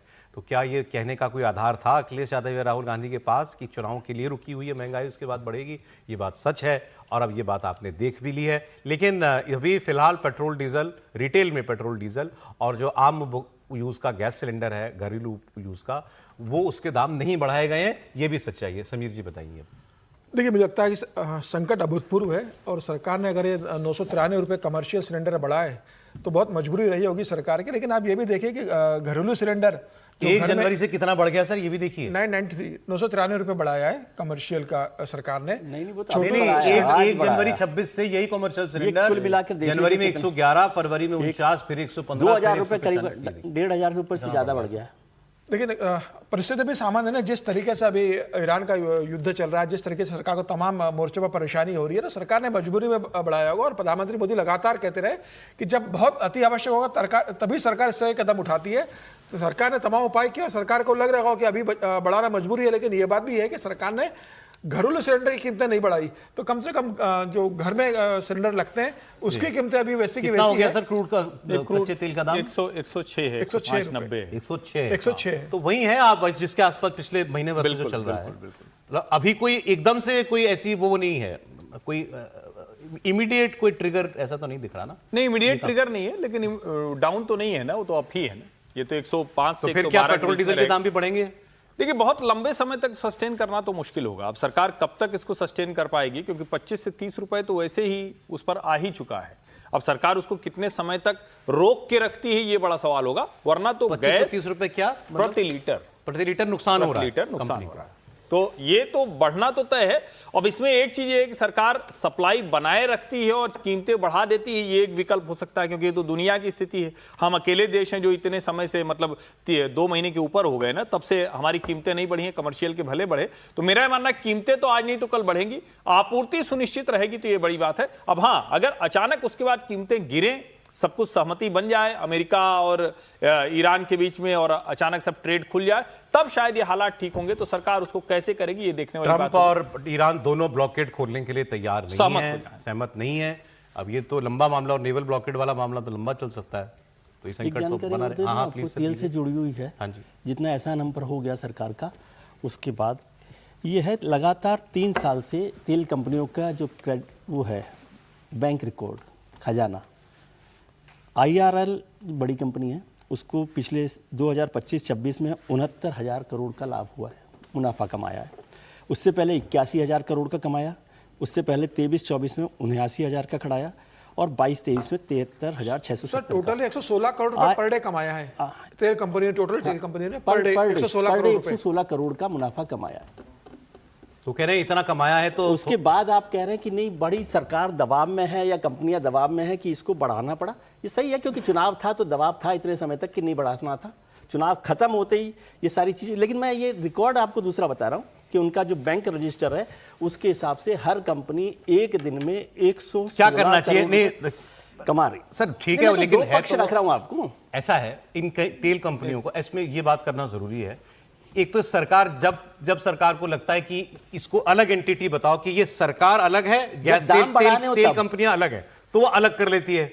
जब अभी तक सही रही थी तो सरकार सह रही है, तेल कंपनियां नहीं सही, सरकार जब दाम बढ़ाने हो तो कंपनियां हैं। ये तो करती है सरकार, ये तो करती है सरकार हमेशा। सरकार ने भी स्पष्टता से बताया, हम लोग अपनी सहूलियत के लिए तर्क दे रहे हैं।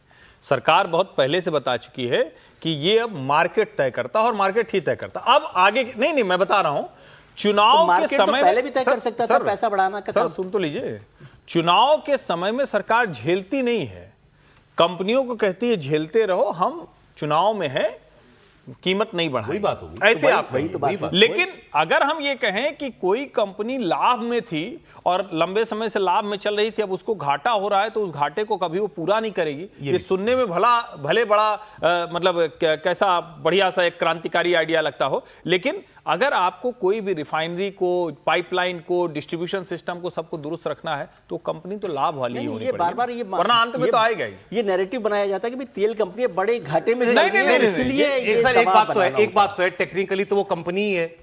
आप जैसे तेल ले रहे हो वो कंपनी से ले रहे हो, आप सरकार से नहीं ले रहे हैं। इससे समझिए, एक लाइन बता देता हूं, ऑपरेट तो कंपनी की तरफ। पहले जो अंडर रिकवरी होती थी उसको सरकार ही तो देती थी ना। सर सिंपल सी बात है, आप तो सबसे ज्यादा समझते हैं हम सब में इन बातों को। वो कंपनी अपना घाटा कभी तो वसूलेगी, या तो वो भोक्ता से वसूलेगी। अभी सरकार ने कहा ना भाई आम आदमी पर नहीं डालना, तो ठीक नहीं डाला, अभी उसने कुछ दिन अपनी जेब से भर दिया। फिर अगर वो लोगों से भी नहीं ले पाएगी तो वो सरकार से कहेगी फिर आप भरो, फिर सरकार भरेगी, सब्सिडी देगी। तो होता था ना, जब हम कहते हैं यूपीए के समय में सिलेंडर के, वो सब्सिडी क्या थी, वो अंडर रिकवरी करके सरकार आपकी जेब से कोई तो भरेगा, यानी पैसा तो जा ही रहा था ना। और जब इन कंपनियों का मुनाफा बढ़ा है तो रिफाइनरी को अपग्रेड करना, पाइपलाइन बिछाना, डिस्ट्रीब्यूशन करना, जो हम देख रहे हैं ना, 10 करोड़ से 34 करोड़ हो गया, तो वो आप क्या समझ रहे हैं, बिना उसके हो गया? जी चाह रहे सरकार भरे, इसको भी तो समझ, सरकार भरे नहीं, वो अलग बात है, सरकार भर देगी, अंडर रिकवरी कर देगी, दूसरी तरह से करेगी। एक ही तरीका तो एक ही है, या तो आप देंगे या आपके जरिए कोई और देगा, ऐसा नहीं हो सकता ना। और सरकार लेगी तो फिर सरकार, अगर सरकार देगी तो वो फिर किसी और जरिए से ले लेगी। कि अगर सरकार कुछ कीमत बढ़ा के सप्लाई परमानेंट रखे, ये अभी ज्यादा जरूरी है। ये भूमिका इस बात की बना रहे हैं कि तेल मिलता रहे, चाहे महंगा भी हो जाए तो कोई बात नहीं होना है, मतलब वो ये बता रहे हैं। नहीं, महंगा तो मैं फिर कह रहा हूं, अगर ये क्रूड की कीमतें नहीं घटेंगी तो महंगा तो होना ही पड़ेगा, इसमें कोई बट नहीं है। ये मुझे तो सीधा गणित आता है, मैं इतना त्रिपाठी जी की तरफ मार्केट नहीं जानता हूँ, राजनीति समझ आती है, उसकी भाषा समझ आती है, ये व्यवसाय वाली भाषा समझ में नहीं आती है। तेल कंपनियां यदि 116 करोड़ प्रतिदिन कमा रही है, तो उस आप किससे कमा रहे हैं? आप कस्टमर से ही तो करा रहे हैं, ग्राहकों से ही तो कमा रहे हैं। उस चीज को आप ऐसे क्राइसिस में आप उसको ऑफलोड क्यों नहीं कर सकते हैं कस्टमर के साथ? आप 70,000 करोड़ जो है, 80,000 करोड़ रुपए साल में आता है, तो इसका मतलब है कि आपको अपनी कमाई से ज्यादा मतलब है, आपके एक्सपेंशन से मतलब नहीं है। मैं एक्सपेंशन को सर कंपनी का दिल नहीं होता ना, वो कंपनी है, कंपनी नहीं डिसाइड कर सकती है। मैंने कहा ना कि मैं एक लाइन और अर्थनीति सरकार करेगी डिसाइड। मेरा ये कहना है कि आप उस चीज को कस्टमर तक शेयर क्यों नहीं करते हैं, बेनिफिट को कंपनी को कंट्रोल कौन करता है? सरकार ही करती है ना। मैं ओवरऑल कंट्रोल तो सरकार का ही है, कंपनी असल की ये है। बस ये है, सरकार का ही है ना, लेकिन वो सरकार बड़ी कन्वीनियंटली कह देती है अब तो ये मार्केट के हवाले है कि सरकार जिम्मेदार है। असल मसला ही यही है कि जब सरकारी तेल कंपनियां हैं तो उसके आगे जाती ही नहीं। यूपीए के शासनकाल में तो प्राइवेट तेल कंपनियों को घुसने भी नहीं दिया। आप घुस जाने दीजिए प्राइवेट तेल कंपनियों को, वो अपनी जरूरत के लिहाज से ग्राहक की चिंता करेंगी। अभी तो सरकार के लिहाज से कर ही रही है ना। सर सीधा सा अभी प्राइवेट कंपनियां नहीं है क्या? बहुत कम है, अब हैं आ गई तो उन्होंने तेल के दाम भी बढ़ाए। उन्होंने इस दौरान रिलायंस का तेल महंगा ही होता है, रिलायंस का बढ़ गया। सरकार ने कह दिया तब भी आप उनको प्राइवेट कंपनी नहीं मान रहे, कैसी बातें करते हैं? चलिए अच्छा ठीक है, हमारे कंट्रोल में नहीं है। अभी तो तेल के दाम और घरेलू गैस के दाम नहीं बढ़े हैं और उम्मीद करनी चाहिए कि ना बढ़े, इसका रास्ता कोई निकाल ले, जंग खत्म हो जाए जल्दी, तो फिर इससे अच्छा तो कुछ है ही नहीं, लेकिन वो हमारे हाथ में नहीं है। बहुत शुक्रिया समीर जी, प्रोफेसर साहब बहुत धन्यवाद आपका, विजय जी, त्रिपाठी जी बहुत शुक्रिया आपका।